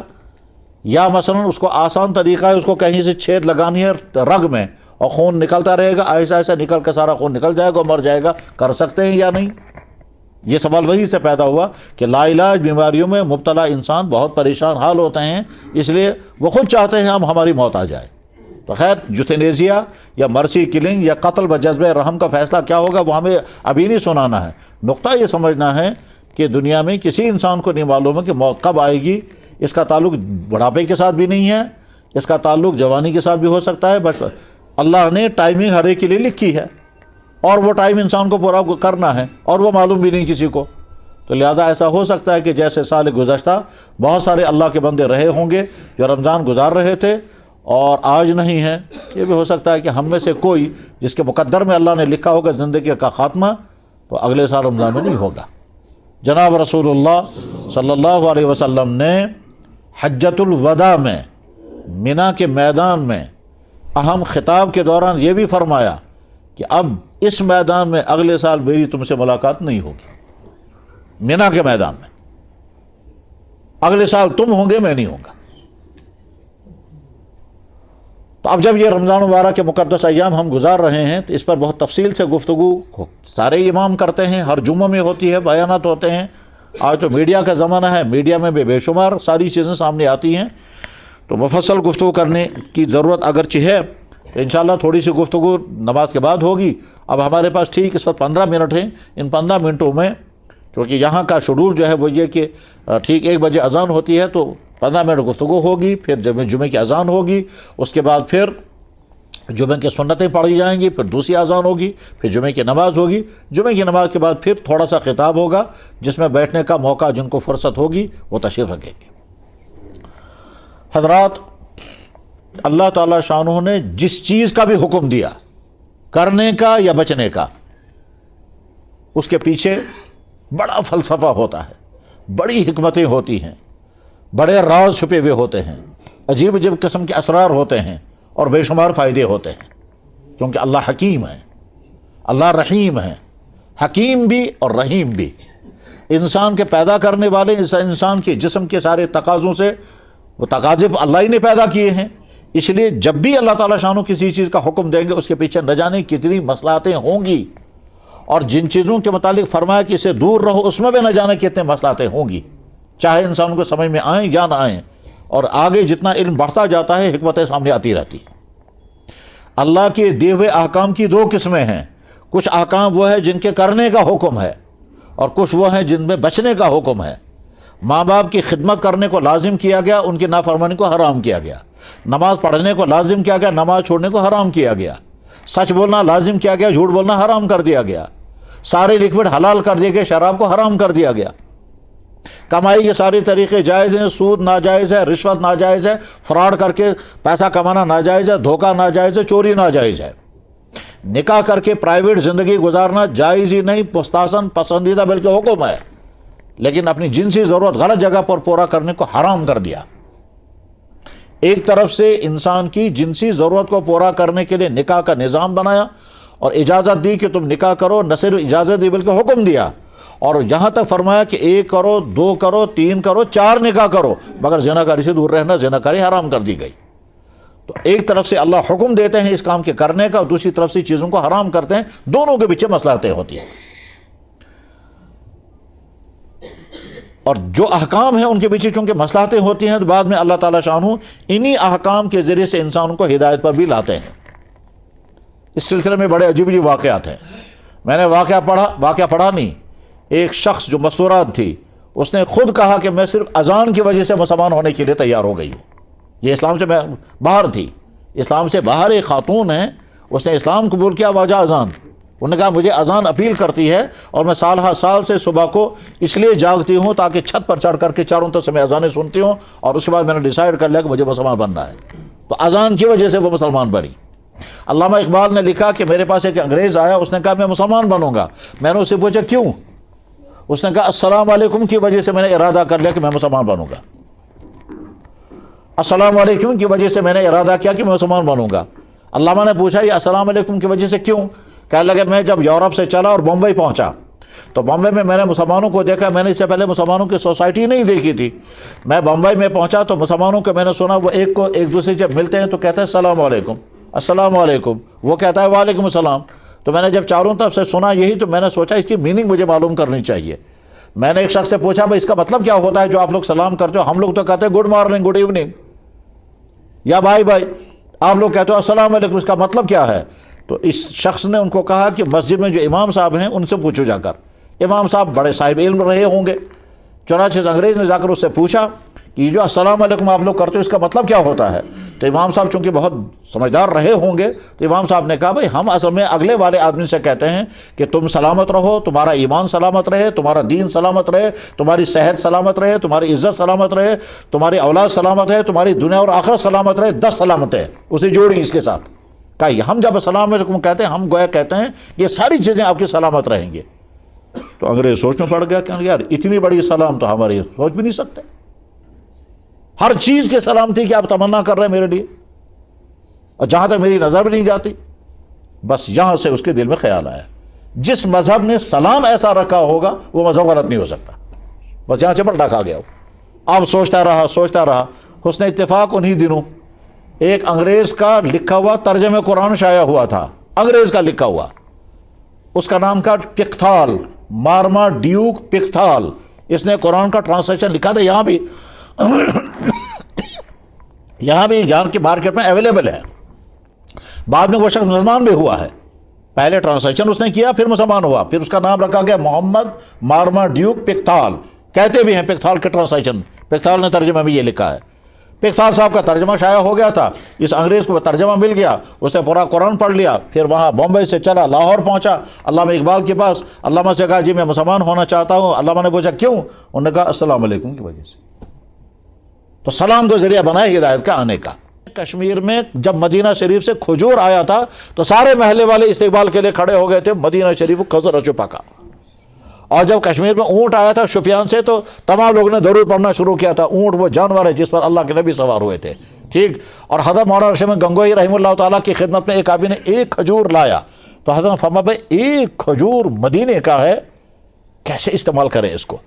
سوچتے رہے، آخر میں بہت بڑا ڈرم منگوایا، اس ڈرم میں وہ کھجور ڈالا، اور کھجور ڈالنے کے بعد فرمایا جب اس کا کھجور کا سارا اثر ڈرم میں آ جائے گا، پورے شہر کے لوگوں کو اس میں سے تھوڑا تھوڑا پانی تقسیم کیا گیا کہ مدینے کے کھجور کا شربت پیو۔ اور جو گٹھلی نکلی ہے اس گٹھلی کو پیسا، اور پیسنے کے بعد پھر سرمے میں ملایا، اور وہ سرما جو ہے وہ سینکڑوں انسانوں کو سرما دیا، کہ اس سرمے کے اندر مدینے کی کھجور کی گٹھلی کا پیسا ہوا پاؤڈر بھی موجود ہے۔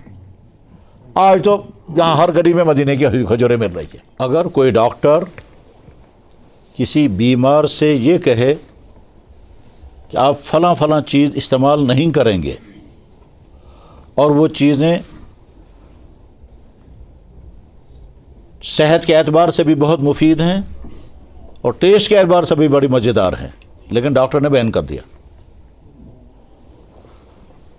تو آدمی اس وقت یہ نہیں سوچے گا کہ میری عقل میں تو یہ بہت اچھی چیز ہے، بلکہ یہ کہے گا کہ ڈاکٹر نے اگر مجھے منع کیا تو مجھے اسی پر عمل کرنا چاہیے، اس میں کوئی نہ کوئی فائدہ ضرور ہے. مثلا کسی وجہ سے ڈاکٹر نے گوشت کھانا بند کر دیا، کسی وجہ سے ڈاکٹر نے دودھ پینا بند کر دیا، کسی وجہ سے ڈاکٹر نے ڈرائی فروٹ بند کر دیے، کسی وجہ سے ڈاکٹر نے مثلا جوس پینا بند کر دیا، تو ہم اس وقت یہ نہیں کہیں گے کہ گوشت بڑا مزیدار ہے، راجماش کی دال اور زیادہ پروٹین بھری ہوئی ہے، دہی پینے میں مزہ بہت ہے اور طاقت بھی ہے، ڈرائی فروٹ تو بہت ہی فائدہ مند ہے. نہیں کہیں گے ہم کہ اس وقت اعتماد کریں گے کس پر کہ ڈاکٹر نے جو کچھ کہا اس کے پیچھے ضرور کوئی نہ کوئی فائدہ ہوگا، کیونکہ وہ اس فیلڈ کا ماہر ہے. کسی کے گھر میں بھیڑ بکریاں ہیں، ہم چاہتے ہیں کہ یہ بھیڑ بکریاں بہت اچھی طرح سے آگے چلیں، تو شیپ کے ڈاکٹر کو لایا اور اس نے کہا کہ دیکھیے آج کے بعد آپ یہ چیزیں کریں گے، یہ چیز نہیں کر رہا. ہمارے خیال میں وہ چیز بہت اچھی تھی لیکن ڈاکٹر نے بین کر دیا، تو ہم ڈاکٹر کی بات کو فالو کر کے کہیں گے ہاں صاحب جو کچھ ڈاکٹر نے کہا وہ چیز ہم نہیں کریں گے اب، کیونکہ وہ اس فیلڈ کا ماہر ہے. گھر میں گائے بیمار ہو گئی، ویٹرنری ڈاکٹر کو لایا گیا اور اس نے آ کر کے کہا کہ یہ بیماری اس وجہ سے ہو رہی ہے، آپ یہ غلطی کر رہے ہیں، آپ سمجھ رہے ہیں یہ ٹھیک ہے، یہ ٹھیک نہیں ہے، یہ کریں آپ. تو جس کو ہم ٹھیک سمجھ رہے تھے ڈاکٹر نے کہا اس کو یہ مت کریں، تو اس وقت ہم جو سمجھ رہے تھے ہم اس پر عمل نہیں کریں گے، ہم وہ کریں گے کہ جو ڈاکٹر نے کہا. بیٹے نے باپ سے کہا کہ کریڈٹ کارڈ یا ATM کارڈ مجھے دے دیں، باپ نے سمجھا کہ یہ فضول خرچی کرے گا، اس نے کہا سوال ہی نہیں پیدا ہو تو میں تمہیں کارڈ دوں گا. تو بظاہر تو اس نے ظلم کیا، لیکن حقیقت یہ ہے کہ باپ نے ظلم نہیں کیا، وہ صحیح بات. بیٹا کہتا ہے ابو جان سے بائک کی چابی دے دیجئے، باپ کہتا ہے سوال ہی نہیں پیدا ہوتا میں تمہیں چابی دوں گا. تم دیکھتے نہیں ہے لڑکوں کا کیا ہوتا ہے. اب اسے ضد کی ماں کے ذریعے کہلوایا کہ ابو سے کہیے مجھے بائک دلوا دیں گے، باپ کہتا ہے سوال ہی نہیں پیدا ہوتا اس کو میں بائک دلواؤں گا. اگر بیٹا کہے گا بڑا ظالم ہے تو جواب ہے کہ ظالم نہیں ہے، یہ تمہارا خیر خواہ ہے اور جو تمہاری چاہت ہے وہ پوری نہیں کر رہا ہے، اسی میں خیر ہے تمہارے لیے. ڈاکٹر کے چیزوں کے بیان کرنے کو ہم نے سمجھا کہ یہ بہتر ہے. ویٹرنری ڈاکٹر نے فیڈ بنا کر دیے گائے کے لیے، ہم سمجھتے ہیں یہ بہتر ہے. شیپ کے ڈاکٹر نے منع کیا کہ شیپ کو فلاں جگہ مت لے جاؤ، یہ چیز مت کھلاؤ، ہم سمجھتے ہیں کہ صحیح ہے. یہ کامن سینس ہے، عقل عام یہی کہتی ہے کہ ہاں بھائی انسان کا پیدا کرنے والا اللہ، اور اللہ جانتے ہیں کہ اس انسان کے اندر میں نے کیا کیا رکھا ہے اور اس کے اندر کیا کیا خرابیاں آ سکتی ہیں، کیا کیا خوبیاں پیدا ہوں گی، کون سی چیز مجھ کے لیے بیان کرنی ہے، کون سی چیز مجھے اس کے لیے لازم کرنی ہے. ڈاکٹر انسان کا پیدا کرنے والا نہیں ہے. اس کے کہنے پر اگر ہم ایک انسان حلال چیز کو کنٹرول کر لیتا ہے، پرہیز کرتا ہے، کرنا بھی چاہیے، تو اس انسان کو یہ بھی سوچنا چاہیے کہ جس نے مجھے پیدا کیا وہ ڈاکٹر سے کہیں زیادہ مجھ سے ہمدردی کرنے والا، رحم کرنے والا ہے. وہ اگر مجھے کسی چیز کا حکم دیتا ہے تو اس کے مطلب اس کے اندر بے شمار فائدے ہوں گے، چاہے مجھے سمجھ میں آئے یا نہ آئے.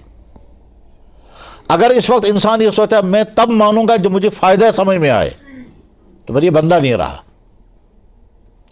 اگر ہم کسی چیز کو چھوڑ رہے ہیں اس لیے کہ ہمیں پتہ چل گیا اس میں نقصان ہے اس لیے ہم چھوڑ رہے ہیں، ہم نے اللہ اور اللہ کے نبی کے حکم کی وجہ سے نہیں چھوڑا، نقصان جاننے کی وجہ سے چھوڑا، تو یہ بندہ نہیں ہے. بندہ وہ ہے کہ مجھے سمجھ میں آئے یا نہ آئے، یا اللہ آپ نے منع کر دیا میں چھوڑ دیتا ہوں، بعد میں فائدہ بھی معلوم ہو جائے گا. بس فرق یہی ہے. ہم کسی چیز کو چھوڑ رہے. ایک غیر مسلم بھی صبح سویرے اٹھ کر کے مسواک کرتا ہوگا، برش تو کرتا ہی ہوگا، اور مسلمان بھی صبح اٹھ کر کے برش کرتا ہے یا مسواک کرتا ہے، دونوں کا عمل ایک ہی جیسا ہے. لیکن مسلمان جب یہ سوچتا ہے میں یہ عمل اس لیے کر رہا ہوں کہ میری نبی کی سنت ہے، یہ اس لیے میں یہ کر رہا ہوں، تو اس کا مطلب یہ ہے کہ اس نے یہ عمل عبادت کا عمل کیا، عبادت کا عمل کیا۔ کبھی ایکشن ایک ہوتا ہے، نیتیں الگ الگ ہوتی ہیں، اور نیت الگ الگ ہوگی تو حکم بھی الگ الگ لگے گا۔ ایک انسان دوسرے کے پاس آیا، اس نے پوچھا آپ کیوں آئے؟ اس نے کہا میں آپ کے پاس آیا عیادت کے لیے، خبریں، تو بہت اچھا۔ دوسرا انسان اس کے پاس آیا، اسے پوچھا آپ کیوں آئے؟ کہتا ہے ملاقات کرنے کے لیے، سمکھنے۔ تیسرا انسان اس کے پاس آیا، اس نے پوچھا جناب آپ کیوں آئے؟ کہا پیسہ مانگنے کے لیے، وگرائی۔ تو تین آدمیوں کا ایکشن ایک ہی جیسا ہے، نیتیں تینوں کی الگ الگ، ایکشن ہے آنا، تینوں آئے ایک ہی آدمی کے پاس۔ ایک آیا ہے عیادت کے لیے تو اس کو ثواب ملے گا اور بہت زیادہ ثواب ملے گا۔ دوسرا آیا ملاقات کرنے کے لیے، کوئی ثواب نہیں، ہو بھی سکتا ہے ثواب ہو سکتا ہے گناہ ہو اگر نیت ملاقات کی صحیح نہ ہوئی۔ اور تیسرا آدمی آیا پیسہ مانگنے کے لیے، وہ اپنا حق مانگ رہا ہے۔ ایکشن تینوں کا ایک ہے مگر نیتیں تینوں کی الگ الگ ہے، حکم تینوں کا الگ الگ لگے گا۔ ایک انسان نے دوائی کی دکان سے وہ والی دوائی خریدی جس کو کچھ لوگ بطور ڈرگز کے بھی استعمال کرتے ہیں، مگر اس نے یہ دوائی خریدی دوا کے طور پر۔ ڈاکٹر نے کہا یہ آپ دوائی پیو، بدن میں کمزوری آ گئی تھی، ڈاکٹر نے کہا آپ فلانا ٹانک پیو، اور اس ٹانک پینے سے تم کو نیند بھی زیادہ آئے گی کیونکہ اس میں الکوہل بہت زیادہ ہے۔ اس نے وہ ٹانک کی بوتل خریدی، صبح کو ایک ڈھکن، شام کو ایک ڈھکن پی رہا ہے، وہ 2 چمچ، تھوڑی نیند بھی آ رہی ہے لیکن تو یہ طاقت کی دوائی پی رہا ہے۔ اور دوسرے لڑکے نے سوچا کہ میں ٹانک خریدوں گا، سارا ایک ہی بوتل پیوں گا، اور جب سارا ایک بار پیوں گا شام کو میں سوؤں گا، 3 دن بعد اٹھوں گا۔ مجھے کل ایک صاحب بتا رہے تھے فلاں لڑکا جو ہے وہ ڈرگز کرتا ہے اور 3 دن بعد اٹھتا ہے، کل ہی بتا رہے تھے۔ تو ڈاکٹر کے کہنے پر اگر ہم کسی چیز کو چھوڑیں تو یہ ہوا علاج، اور اللہ کے نبی کے کہنے پر اگر ہم نے کسی چیز کو چھوڑا تو یہ ہوا دین۔ ڈاکٹر نے کسی انسان سے کہا دیکھو یار آپ غلط چیز پی رہے ہو، ڈرنکنگ کر رہے ہو، اور آپ کا لیور انوالو ہو گیا اور آپ کے لیور میں خرابی شروع ہو گئی، آپ اگر پرہیز کرو گے تو ٹھیک ہو جاؤ گے، اور ورنہ تو پھر تمہارا لیور گیا۔ اس نے کہا ٹھیک ہے آج کے بعد پرہیز کروں گا۔ تو یہ جو شراب چھوڑ رہا ہے یہ دین نہیں ہے، اس نے دین پر عمل نہیں کیا، یہ تو ڈاکٹر کے کہنے پر چھوڑ رہا ہے۔ یہ دین پر عمل تب مانا جائے گا جب وہ کہے گا ڈاکٹر کہے یا نہ کہے، جب اللہ کا نبی مجھے کہہ رہے ہیں تو میں چھوڑوں گا۔ ایک نے شراب چھوڑی کیونکہ اللہ کے نبی نے اس کو حرام کر دیا، دوسرے نے شراب چھوڑی اس لیے کہ اس کو لیور کا ڈیمیج ہو گیا تھا، اس نے بھی چھوڑا، اس نے بھی چھوڑا۔ اس کو اس چھوڑنے پر بہت کچھ ملے گا، اور اس کو اس چھوڑنے پر فائدہ ہوگا، صحت آپ کی ٹھیک ہو جائے گی اگر مقدر ہوئی تو، باقی آپ نے اللہ کے کہنے پر نہیں چھوڑا، دونوں میں فرق۔ بس ان باتوں کو ذہن میں رکھ کر اب دیکھیں، ہمارا پیدا کرنے والا اللہ، ہماری ساری ضرورتیں ہم سے زیادہ ہمارا اللہ جانتے ہیں۔ جس اللہ نے بھوک رکھی اسی اللہ نے بھوک کو مٹانے کے لیے غذائیں پیدا کی، جس اللہ نے پیاس رکھی اسی اللہ نے پیاس بجھانے کے لیے پانی رکھا، جس اللہ نے انسان کے اندر جنسی چاہت رکھی، سیکچول پاور رکھا، اسی اللہ نے اس جنسی پیاس کو بجھانے کے لیے سسٹم رکھا، نکاح کرو۔ جس اللہ نے اس انسان کی باڈی کے اندر قسم قسم کی ضرورتیں پیدا کی اسی اللہ نے ضرورتوں کو پورا کرنے کے لیے غذاؤں میں ساری چیزیں رکھی۔ آج تو سائنس کا زمانہ ہے، آپ زیادہ اچھی طرح سے سمجھ سکتے ہیں انسان کی باڈی کو کتنی چیزوں کی ضرورت ہے کہ بہت لمبی لسٹ بنے گی۔ اور اگر ڈائٹنگ کے ڈاکٹروں کے پاس جا کر کہیں گے، وہ کہیں گے صاحب پروٹین بھی چاہیے، آئرن بھی چاہیے، پوٹاشیم بھی چاہیے، وٹامن بھی چاہیے، یہ بھی چاہیے، وہ بھی چاہیے، پتہ نہیں کتنی چیزیں ہیں، یہ کھاؤ تو اس میں یہ ہے، فلانی چیز کھاؤ اس میں یہ ہے، گوشت میں کھاؤ یہ ہے، ساری سبزیوں میں یہ ہے، فروٹس میں یہ ہے، گوشت میں یہ ہے، دودھ میں یہ ہے، یہ ساری چیزیں کھاؤ تب بنے گی ڈائٹ فل۔ آج پتہ چلا کہ ہماری باڈی کو اتنی چیزوں کی ضرورت ہے، اور وہ ساری چیزیں اللہ نے چیزوں کے اندر رکھی ہیں، ساری ہماری ضرورتیں پوری ہو رہی ہیں۔ ہم کو کہاں معلوم تھا کہ ہم کو اتنے وٹامن کی ضرورت ہے۔ میں ایک بتاؤں، مکہ مکرمہ میں تھا، مجھے ٹانگوں میں درد ہو گیا، تو ہمارے ساتھ بڑے ڈاکٹر تھے یہاں شہر کے، وہ تو ان کی وفات بھی ہو گئی، بڑے ڈاکٹر تھے، اور یہاں بہت ڈاکٹر ان کے شاگرد رہے ہوں گے، ڈاکٹر منیر مسعودی، ان کی وفات ہو گئی، اللہ تعالیٰ جنت الفردوس میں پہنچا۔ مسعودی خاندان کے تھے، مسعودی خاندان علامہ انور شاہ صاحب کا خاندان، اس خاندان کے تھے ڈاکٹر منیر مسعودی۔ دینی ذہن تھا، دینی مزاج تھا، ہمارے ساتھ حج میں تھے. میں نے کہا ڈاکٹر صاحب مجھے ٹانگوں میں درد ہو گیا. کہنے لگا کیلا کھاؤ. تو میں نے کہا میں ڈاکٹر سے پوچھ رہا ہوں، آپ دوائی بتائیں. کہنے لگا نہیں آپ کیلے کھاؤ. میں نے کہا ٹھیک ہے، میں تو سوچ رہا تھا آپ دوائی دیں گے. کہنے لگا میں کہہ رہا ہوں نا آپ کیلے کھائیے. میں نے کہا ٹھیک ہے کھاتا ہوں. چونکہ وہاں عام طور پر کیلے جو ہیں وہ لمبے ہوتے ہیں، یہاں کے کیلوں سے ڈبل. تو میں نے صبح بھی ایک کیلا کھایا، شام کو بھی. اگلے دن ڈاکٹر صاحب ملے، کہنے لگا کیا حال ہے. میں نے کہا ٹانگوں میں درد کم ہو گیا، مگر مجھے وجہ سمجھائیے. کہنے لگا وٹامن ڈی کم ہو گیا تھا، کیلے میں وٹامن ڈی ہے، لیول برابر ہو گیا، درد ختم ہو گیا. ہاں ہم کو کہاں پتا تھا کہ جناب وٹامن ڈی ہوتا ہے کچھ، پھر کیلے میں وٹامن ڈی آپ نہیں. ہم کو کہاں پتا تھا کہ دھوپ میں کھڑے ہوں گے تو وٹامن ڈی آئے گا باڈی میں. اس کا مطلب یہ ہوا کہ ہماری باڈی کو وٹامن ڈی کی ضرورت ہے. اللہ نے دھوپ میں بھی رکھا اور غذاؤں میں بھی رکھا. کہتا صاحب آپ سنترے کھائیے، لیمو کھائیے، پھلاں کھائیے، وٹامن سی کی لیول برابر ہو جائے گی. پتہ یہ چلا کہ انسان کی باڈی کو اللہ نے ضرورتوں کے بیچ میں رکھا، اور ان ضرورتوں کو پورا کرنے کا سسٹم بھی اللہ نے رکھا. یہ چیزیں کھاؤ گے تمہاری وہ ضرورت پوری ہو جائے گی. انسان 12 گھنٹے کام کر کے ایگزاسٹ ہو جائے گا. اب یہ کام اگلے دن نہیں کر سکے گا. جوانی میں ہو سکتا ہے ایک آدھ دن کر سکے، لیکن آگے چل کے بیٹھ جائے گا. اس لیے بیچ میں اللہ نے نیند رکھی، اور نیند میں اس باڈی کے اندر جو کچھ بھی پورے دن میں ہوا تھا اگلے دن وہ سارا ریپیئر ہو جائے گا. اگلے دن ریپیئر کرا ٹھیک صحیح ہے. جس اللہ نے یہ سارا نظام بنایا وہ اللہ کہتا ہے میں تمہارے لیے روزہ طے کرتا ہوں. جو غذائیں میں نے تمہارے لیے رکھی تھی انہی غذاؤں کو میں بیان کر رہا ہوں. اور اتنا لمبا بیان نہیں کرو گے کہ تمہارے گھٹنے بیٹھ جائیں، بس میں اتنا ہی بیان کروں گا کہ تم اس کو برداشت کر سکو گے. اب ایک ایمان والا آنکھ بند کر کے کہے گا کہ میں تو وہ ہوں کہ ڈاکٹر کے کہنے پر میں حلال چیزیں چھوڑنے کو تیار ہو جاتا ہوں. تو میرے اللہ نے جب مجھ پر کوئی چیز لازم کی ہے، جناب جہاں قریب میں محلہ ہے یہ چھان پورا، وہاں میرے بھائی نے بتایا کہ لگا ہمارے محلے میں ایک صاحب ہیں فجر کی نماز پڑھنے کے لیے کبھی نہیں آتے، باقی نمازیں بھی نہیں شاید پڑھتے ہوں گے، لیکن بیمار ہو گئے. ڈاکٹر نے کہا جناب آپ کو صبح سویرے واکنگ کرنی ہے. صبح 5 بجے واک کے لیے نکل گیا اور 1 گھنٹے واک کرنی. ڈاکٹر کے کہنے پر آپ جاگنے کو بھی تیار ہو گئے اور واک کرنے کو بھی تیار ہو گئے، اور اللہ کے کہنے پر نہ جاگنے کو تیار ہو گئے نہ مسجد آنے کو تیار ہو گئے. یہ کیسا ایمان ہے؟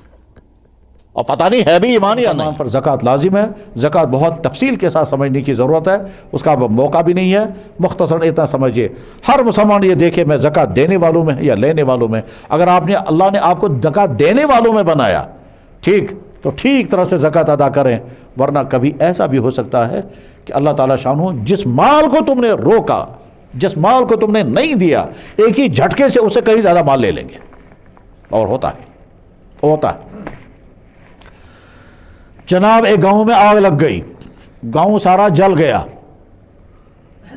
ریلیف منظور ہو گیا. ہر گھر کو 2.5-3 لاکھ روپے دینے ہیں. جن صاحب کو ڈیوٹی رکھی گئی ریلیف تقسیم کرنے کی، ان صاحب نے گاؤں والوں سے طے کیا میرے اکاؤنٹ میں ہر آدمی 20,000 ڈالے گا تو آپ کو ریلیف ملے گا. انہوں نے کہا ٹھیک ہے، جو دو گے اسی میں سے 20. اب صاحب نے ریلیف دیا اور خود بہت بڑی رقم جمع کر دی، خوش. اب ارادہ کیا میں گاؤں میں نہیں رہوں گا، اب تو میں شہر میں جا کے بسوں گا، کیونکہ اب میرے پاس 20-25 لاکھ روپے آ گیا. ٹھیک ہے، پلان بن رہا تھا. اتنے میں بیوی کو تکلیف ہو گئی. سری نگر، یہاں سے چندی گڑھ سے دلی سے بامبے، ٹاٹا ہسپتال میں ڈیڈکٹ ہو گیا چھاتی کا کینسر. علاج ہو گیا، 20-30 لاکھ روپے چلا گیا، پلان وہیں رہ گیا. انسان سوچتا ہے میں زکوٰۃ دے کر کے پیسہ روکوں گا، ایک ہی جھٹکے میں اللہ تعالیٰ کہیں اور سے لے لیتے. اللہ نے دینے والا بنایا، خوش ہو کر کے دو. قرآن کریم میں اللہ تعالیٰ فرماتے ہیں جن لوگوں پہ زکوٰۃ فرض ہے زکوٰۃ نہیں دیں گے، یہ بسکٹ، یہ تمہاری کوئنیں، یہ تمہارے پونڈز قیامت کے دن گرم کر کے تمہارے جسم پہ لگائے جائیں گے. پھر دیکھنا کیسا مزہ آئے گا. بخاری میں حدیث ہے، اللہ کے نبی نے فرمایا جس نے اونٹوں کی زکوٰۃ نہیں دی ہوگی، اونٹ قیامت کے دن آئیں گے اور پاؤں سے رو دیں گے تم نے زکوٰۃ ہماری کیوں نہیں نکالی تھی. گایوں کی زکوٰۃ نہیں، وہ سینگوں پر اٹھا کر پٹک دیں گے تم نے زکوٰۃ کیوں نہیں دی تھی. بھیڑ بکریوں کی زکوٰۃیں نے وہ آ کر کے ٹکرے ماریں گی تم نے ہماری زکوٰۃ کیوں نہیں دی تھی. جب تک قیامت کے دن حساب چلتا رہے گا اس کے ساتھ یہی ہوتا رہے گا. زکوٰۃ دینے کے بے شمار فائدے ہیں. ان فائدوں میں سے ایک فائدہ ہماری ذات کو ہے کہ مال سکور ہو جائے گا. جناب زکوٰۃ دے دو آپ کا مال محفوظ. مجھے یاد ہے اسی شہر میں ایک صاحب جن کو میں جانتا تھا اب ان کی وفات ہو گئی، انہوں نے مجھے فون کیا، کہنے لگا جب بہت بڑا نقصان ہو گیا. میں نے کہا کیا؟ کہنے لگے سارا گٹھڑا اٹھا کے لے گیا کوئی، گٹھڑی. میں سمجھا نہیں گٹھڑی کیا ہے. یہ جو پہلے تو شاہتوت کا کام ہوا کرتا تھا، اب وہ نہیں ہے شاید، شاہتوت پہ بین ہے شاید اب. پشمینے اور شاہتوت کا گٹھڑی پوری تھی، وہ کوئی اٹھا کے لے گیا. تو لاکھوں روپے کا مال اس میں گٹھڑی میں ہوگا، تو لاکھوں کا مال شاہتوت کا اور پشمینے کا رہا ہوگا، وہ اٹھا کے کوئی لے گیا. کہتا ہے بہت بڑا نقصان ہو گیا. ساتھ میں کہتا ہے زکوٰۃ میں نے پائی پائی ادا کی ہے. میں نے کہا اگر زکوٰۃ آپ نے پوری ادا کی ہے تو یقین رکھیں آپ کا نقصان نہیں ہوگا، اللہ کا وعدہ ہے. کہنے لگا اچھی سنی بات، کہیں نہیں مل رہا ہے، کچھ پتہ نہیں کہاں، بہت کوشش کی. میں نے کہا یار اللہ کا وعدہ تو ہے، اور بعد میں اگر نہیں ملا تو سمجھو جو تقدیر میں کیا. 2 دن کے بعد فون کرتا ہے السلام علیکم. وعلیکم السلام. دمن مال مل گیا. میں نے کہا کیسے مل گیا؟ کہنے لگے جس آدمی سے ہم نے خریدا تھا چور اسی کے پاس لے گیا بیچنے کے لیے، اور ہم نے اس کو کہا تھا یار مال ہم نے آپ سے خریدا تھا، وہ تو چوری ہو گیا. وہ بھی پریشان تھا. ٹھیک ہے، وہ چور جو ہم سے لے کر کے گیا اس نے کہا اس کا خریدار، اس کے ڈیلنگ کرنے والا فلانا ہے، اور تو کوئی خریدے گا ہی نہیں ہے. اسی بات جو ہی بس مال پہنچا اس نے مال ضبط کیا، ان کو فون کیا اے مبارک مال ثبوت. اسی شہر کا زکوٰۃ ادا کرو، اپنا مال محفوظ ہو جائے گا. اور قرآن کریم میں اللہ تعالیٰ فرماتے ہیں وَمَا أَنفَقْتُم مِّن شَيْءٍ فَهُوَ يُخْلِفُهُ. تم اللہ کے راستے میں مال خرچ کرو گے، یہ مال کہتا ہے یا اللہ میں اس کے پاس پہنچ گیا، اس کی جیب سے نکل کر میرے خرچ ہونے سے پہلے اس کے اکاؤنٹ میں ڈال دیجئے. فَهُوَ يُخْلِفُهُ، یہ میں ترجمہ کر رہا ہوں. مطلب یہ ہے کہ اللہ مال کہتا ہے یا اللہ اس نے تو مجھے نکال دیا، آپ اس کو زکوٰۃ دینے کے نتیجے میں مال بڑھنا طے. ہمارا حساب بتاتا ہے زکوٰۃ دو گے تو مال کم ہو جائے گا. 1 لاکھ میں سے زکوٰۃ آپ نے نکالی 2500، یہ تو کم ہو گیا مال. ہاں بالکل کم ہو گیا. ہمارا حساب یہی ہے جناب، ہمارا کیلکولیٹر بھی یہی بتائے گا اور ہمارا ٹیچر بھی یہ بتائے گا، 2 2 4 یہی حساب آئے گا. لیکن اگلے سال اسی تاریخ کو دیکھنا کہ آپ کا مال 97,500 ہے کہ بڑھ گیا. وہ جو 97,500 ہو گیا تھا آپ کا 2,500 نکال کر اگلے سال 97,500 نہیں، وہ کہیں آگے جا چکا ہوگا. کر کے دیکھ لیجیے.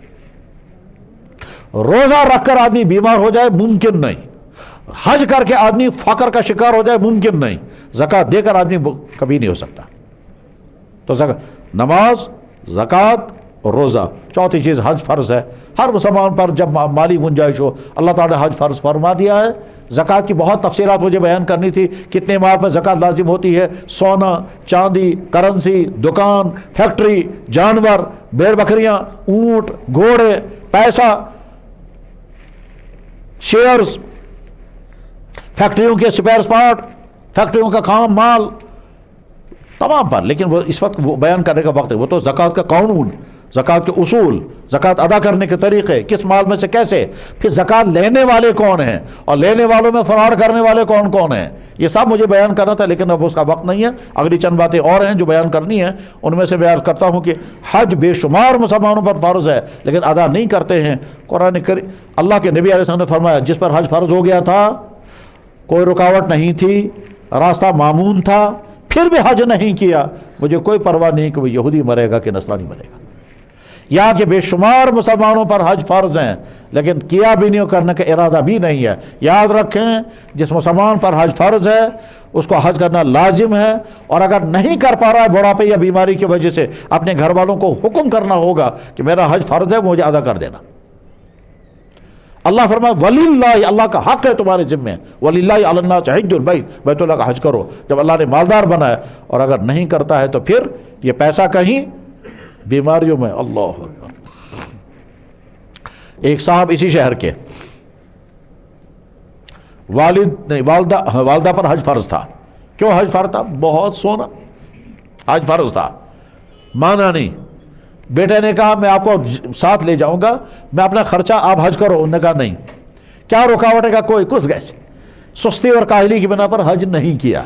نہیں مانا، کئی سال تک وہ کہتے رہے، نہیں مانا. جب نہیں مانا آخر میں بیمار ہو گئی. جب بیمار ہو گئی کوما میں چلی گئی. کوما میں چلی گئی، وینٹیلیٹر لگ گیا. وینٹیلیٹر لگ گیا جناب والا 35 لاکھ روپے خرچ ہو گئے اور بڑھیا مر گئی. میں کہتا 35 لاکھ ختم اور بڑھیا قبر میں. یہی ہوتا ہے بات. حج فرض ہے، ہر انسان دیکھے مجھ پر حج فرض ہے، میں ادا کروں گا. تفصیلات بہت زیادہ ہیں، بس یہ تو تھا عبادات کے باب میں. ہم مسلمان ہیں، ہمارا اللہ یہ کہتا ہے اپنے ماں باپ کے ساتھ بہترین سلوک کرنا، چاہے وہ دیندار ہوں چاہے بے دین، چاہے وہ کافر بھی ہوں، اپنے ماں باپ کے حسن سلوک کرنا یہ ہمارا دین کا حکم ہے. بس ایک بات ان کی نہیں مانے، اگر کفر کر دو نہیں، باقی ماں باپ کی اطاعت کرنا لازم. تفصیلات اس کی بہت زیادہ ہیں. ماں باپ پر لازم ہے کہ اپنے بچوں کے ساتھ حسن سلوک کا معاملہ کریں، سارے بچوں کو ایک ہی نظر میں رکھیں، تمام بچوں کے ساتھ ایک ہی معاملہ کریں، کسی کو کسی پر ترجیح نہ دیں، کسی کا حق نہ ماریں. یہ ماں باپ اور اولادوں کے درمیان. شوہروں کے ذمہ لازم ہے کہ اپنی بیویوں کے حسن سلوک کریں، یہ ہمارے دین کا حکم ہے. اور بھائیوں پر لازم ہے کہ بھائیوں کے ساتھ حسن سلوک کریں. بھائیوں کے ذریعے سے بھائیوں کے ساتھ حق تلفیاں ہوتی ہے دو معاملات میں، ایک رشتوں میں اور ایک پراپرٹی میں. جھگڑے رشتوں کے ہوتے ہیں یا پراپرٹیوں کے جھگڑے ہوتے ہیں. دنیا میں انسان کو زندگی گزارنی ہے کمائی کے ذریعے، اور کمانے کے ذریعے بزنس، ملازمت، انڈسٹری، مزدوری، یہی چند چیزیں ہیں. بزنس کر کے پیسہ کماتا ہے اور یا پھر ملازمت کر کے پیسہ کماتا ہے. ملازمت چاہے گورنمنٹ کے اداروں کی ہوں یا پرائیویٹ ہوں، ٹھیک، مقامی ہوں یا باہر کی ہوں، اور مزدوری کر کے. اور اس طرح سے چیزیں بنا کر بیچنا، انڈسٹری، قالین بنا کر بیچنا، شال بنا کر بیچنا، رشتے بنا کر بیچنا، روٹیاں بنا کر بیچنا، گاؤں میں ٹوکرا بنا کر کانگڑی بنا کر بیچنا، یہ انڈسٹری ہے. چیز بنا کر بیچنا. جو بھی انسانوں کے پاس ذریعہ آمدنی ہے اس میں دیکھنا ہے کہ حلال کہاں ہے اور حرام کہاں ہے. حرام سے بچنا لازم، حرام کو اختیار کرنا ضروری. یہ تو ہے. اور آخری بات جو اس سلسلے میں مجھے کہنی ہے وہ یہ کہ انسانوں کے ساتھ زندگی گزارنی ہے اخلاق کے ساتھ، حسن رویے کے ساتھ. ہمارا دین ہم سے یہ مطالبہ کرتا ہے کہ تمہاری زبان سے کسی کو تکلیف نہ پہنچے، تمہارے رویے سے کسی کو تکلیف نہ پہنچے. فرمایا جناب رسول اکرم صلی اللہ علیہ وسلم نے، یقول اللہ تعالیٰ شانہ کہتا ہے، یا عبادی، میرے بندو، حرمت علی الظلم، میں نے اپنے پر حرام کیا ظلم مت کرنا. وجعلت بینکم محرما، تمہارے درمیان میں نے ظلم کو حرام کیا. فلا تظالموا، کسی پر ظلم مت کرنا. رویے میرے بھائیو اپنے ٹھیک کریں. بے شمار گھروں کا حال کیا ہے؟ سب کچھ اللہ نے دیا، مکان بھی ہیں، فیسلٹیز ہیں، مکان بھی بہت عالی شاندار قالین ہیں، عمدہ پینلنگیں ہیں، لائٹیں ہیں، کھانے پینے کی تمام سہولیات ہیں، مگر چونکہ رویے ٹھیک نہیں ہیں تو میاں بیوی انبن، باپ بیٹا انبن. اللہ اکبر. مجھے یا اللہ رحم، ایک بیٹا ملا، کہنے لگا 7 سال ہو گئے میں نے اپنے باپ سے بات نہیں کی ہے. میں نے کہا کون سے گھر میں؟ کہا تو اسی گھر میں. المیہ 7 سال ہو گئے بیٹا باپ سے بات نہیں کر رہا ہے. تعلیم یافتہ. جب دینی زندگی نہیں ہوتی ہے تو یہ حالات ہی ہوتے ہیں. پرانے زمانے کی بات نہیں، کسی دوسرے ملک کی بات نہیں، آج کی اور اسی شہر کی. والدین اپنے اولادوں کے ساتھ رویے ٹھیک کریں، اولادیں اپنے والدین کے ساتھ رویے ٹھیک کریں، شوہر اپنی بیویوں کے ساتھ رویے ٹھیک کریں، بیویاں اپنے شوہروں کے ساتھ رویہ ٹھیک کریں. تمہارے گھروں میں رحمتیں اور خوشیاں ہوں گی. اور اگر رویے ٹھیک نہیں ہوں گے، سب کچھ ہونے کے باوجود ٹینشنوں کی زندگی گزارو گے، انبنوں کی زندگیاں گزارو گے. مجھے بچہ آ کر کے کہتا ہے، سر ہمارے گرینڈ فادر اور ہماری نانی تم ان سے لڑو. کب سے؟ جب سے ہم پیدا ہوئے تب سے ہم لڑائے. ان کی صلح کرا دیجیے. گرینڈ فادر ہونے کے باوجود بھی لڑ رہے ہیں آپس میں. رویے اپنے ٹھیک کریں. ہمارے نبی صلی اللہ علیہ وسلم سلام بے شمار سلام ان کی بارگاہ اقدس میں. اللہ سب کچھ سکھایا، سب کچھ سکھایا. رویے ٹھیک کرنے کا معاملہ کیا ہے کہ میری زبان سے کسی کو تکلیف نہ پہنچے، کسی کو تکلیف نہ پہنچے. اب سنیں، اس پر واقعہ مجھے یاد آ گیا، میں سنا دیتا ہوں. جناب رسول اللہ صلی اللہ علیہ وسلم سفر کر رہے تھے طائف سے جیرانہ. راستے میں رات ہو گئی، قافلہ ساتھ ہے، جنگل میں آرام کرنا ہے، ریتلے میدان میں. رات کے اندھیرے میں سب نے آرام کیا. ایک صحابی اٹھے ہیں اندھیرے میں، چلتے ہوئے ان کے پاؤں سے ٹھوکر لگی جناب رسول اکرم صلی اللہ علیہ وسلم کے پائے مبارک کو. حضور جاگ گئے، یا بیدار تھے لیکن ٹھوکر لگ گئی. اندھیرے میں اس کو پتہ نہیں چلا. تو اللہ کے نبی ایسا نے فرمایا، یا عبداللہ اوجعتنی، او خدا سے نے بندہ میں ایسا لوگ، او اللہ کے بندے چوٹ مار دی، چوٹ لگ گئی. اب جب اس نے سنا، اس کو سمجھ میں آ گیا یہ تو حضور تھے. परेशान हो गया, या अल्लाह क्या हो गया। साथ में समझता था अंधेरे में हो गया, जानबूझकर नहीं, मगर परेशान हो गया। इस टेंशन में है बेचारा, क्या करूंगा अब, माफ़ी कैसे मांगूंगा, कहीं अल्लाह की तरफ से पकड़ ना आ जाए, साथ में सहारा मिल रहा है कि नहीं, मैंने जानबूझकर तो नहीं किया, बस इसी परेशानी में है। ठीक, ये तो उसकी परेशानी है।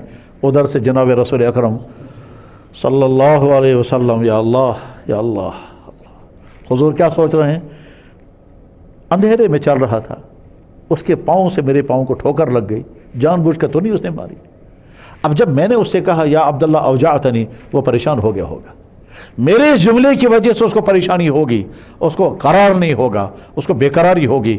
सुबह होते ही मैं माफ़ी मांगूंगा, मेरे जुमले की वजह से तुम जो परेशानी हुई मुझे माफ़ कर दो। चलो सुबह हुई, अल्लाह के नबी, वो तो सोच ही रहा था अभी माफ़ी मांगूंगा, अल्लाह के नबी को बुलवाया और फरमाया अबू रोहम, उसका नाम था अबू रोहम गिफारी, अबू रोहम, रात को मैंने जो जुमला तुमसे कहा था उसकी वजह से तुम्हारे दिल को अजियत हुई, मैं उसकी माफ़ी चाहता हूँ। हम उस नबी की उम्मती हैं। मेरे भाइयों, कहने वाले को भी चाहिए, सुनने वालों को भी चाहिए, अपने रवैये ठीक करें। हमारी ज़ुबान से किसी को तकलीफ़ ना पहुँचे, हमारे रवैये से किसी को दुख ना पहुँचे, ना हमारे माँ बाप को, ना हमारे बीवी बच्चों को, ना भाइयों को, ना पड़ोसियों को, ना कस्टमरों को, किसी को नहीं। हर एक के सामने कोई ना कोई, डॉक्टर के सामने पेशेंट, वकील के सामने क्लाइंट, जज के सामने अवाम, अफसर के सामने अवाम या मुलाजिम, मुफ्ती के सामने लोग, इमाम के सामने मुक्तदी, साहब के सामने नीचे, हर एक के सामने कोई ना कोई है, किसी को हमारे से कोई तकलीफ, ये अब रवैया अपनाना है। और इसके साथ ही अल्लाह और अल्लाह के नबी ने बेशुमार चीज़ें हराम की है, वह हर मुसलमान को सीखना ज़रूरी है। कौन कौन सी चीज़ें हराम है, उनमें सबसे ख़तरनाक तरीन चीज़ शिर्क है, शिर्क और इलाद। पहले ज़माने में इलाद नहीं था, आज के ज़माने में इलाद भी है। और इलाद क्या है, अल्लाह का इनकार, कायनात खुद ब खुद बनी, ये आज के ज़माने का एक नया फितना शुरू हुआ है। और जो लोग इलाद का शिकार हो जाते हैं उनको खब्त होता है हम कुछ हैं और है कुछ नहीं, मगर वो तो इलाद से अपने आप को बचाना है। और शिर्क से, शिर्क का मतलब अल्लाह के अलावा किसी और के सामने झुकना, वो तमाम हरकतें जिन हरकतों की वजह से ईमान छिन जाता है, चाहे वो हरकत आपको स्कूल में हो, चाहे दफ्तर में हो, चाहे किसी आप जो भी, हर मुसलमान को सीखना होगा कि कौन कौन सी चीज़ें ईमान को ख़त्म करने वाली है। इस धोखे में मत रहें कि हम खुद ही डिसाइड करेंगे, हम पीन से क्या आगे से, ये जो बाज़ लोगों को धोखा होता है, हम पीन से क्या आगे से, ये नहीं सोचना पीन से फैसला इस्लाम करेगा। इस्लाम कहता है अगर आपने ये हरकत की तो आपका ईमान ख़त्म हो गया। हमारी नज़र में यहां टीका लगाना प्यूत है और इस्लाम कहता है इसके नतीजे में आपका ईमान ख़त्म। तो हमारी सोच नहीं चलेगी, इस्लाम का फैसला चलेगा। मेरा समझना यह है कि इस पिल से कुछ नहीं होगा और डॉक्टर कहता है इस पिल से साइड इफेक्ट ये होगा और आपको ये होगा, तो मेरा समझना कुछ नहीं करेगा, डॉक्टर का कहना चाहिए। मेरा समझना यह है कि पूरा गिलास मैंने पिया पानी, कुछ नहीं हुआ, फायदा हुआ। एक गिलास जूस, एक गिलास लस्सी, एक गिलास शरबत पिया, कुछ नहीं हुआ। लिहाजा ये इतने सारे लिक्विड पीने के जो फायदे हैं, एक छोटा सा लिक्विड और पीऊंगा चमचे के बराबर, मगर उसका नाम है तेजाब।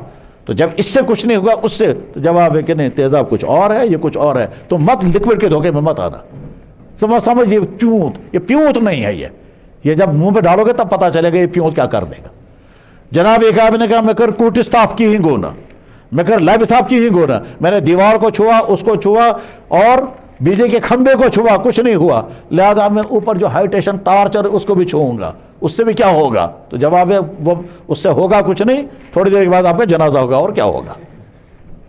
खुद ही फैसले नहीं करने हैं। जैसे बहुत सारे लोगों को ये धोखा लगा हुआ है, हमसे क्या गए मुसलमान, हमसे क्या गए मुसलमान, जनाब कुफ्र का शियार अपनाएंगे और कहेंगे इससे कुछ नहीं होगा, नहीं, ईमान खत्म हो जाएगा। तो कुफ्र से, शिर्क से, इल्हाद से और एग्नोस्टिसिज्म से, एथीसिज्म, उसे अपने आप को बचाना है। कहीं बीच में डाउट आएगा, शक आएगा, किसी जानने वाले से मिले।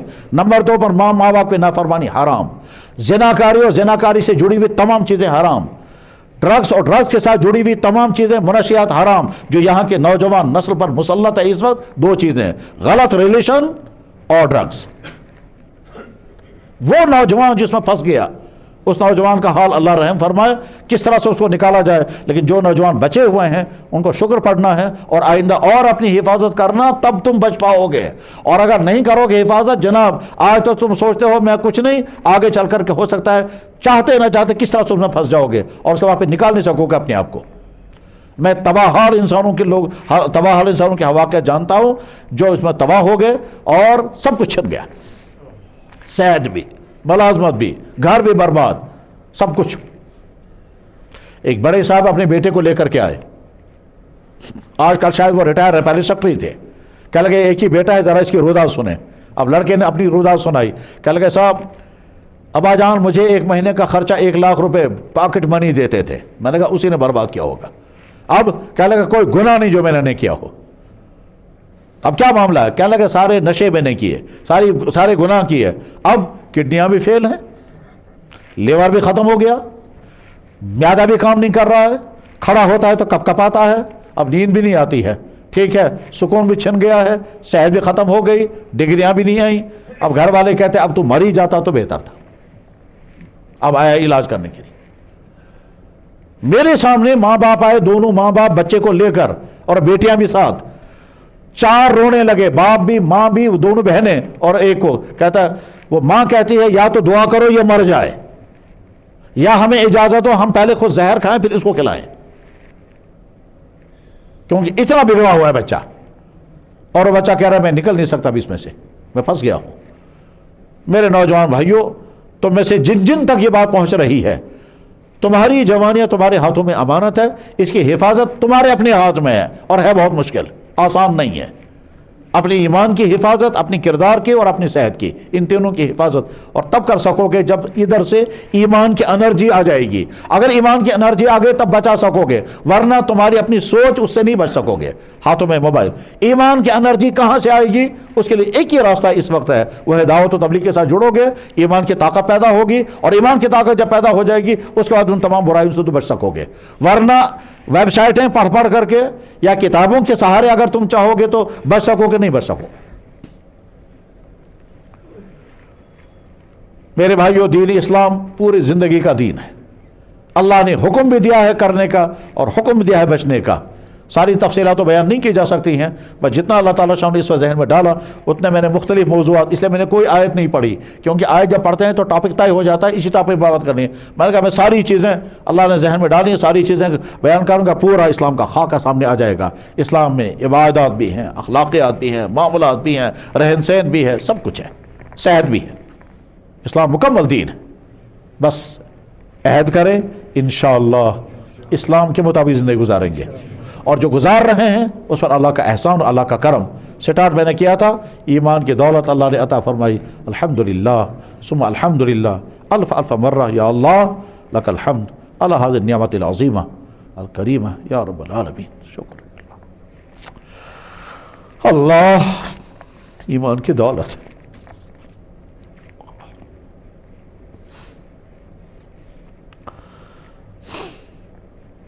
مجھے ایک فون کیا ایک نے،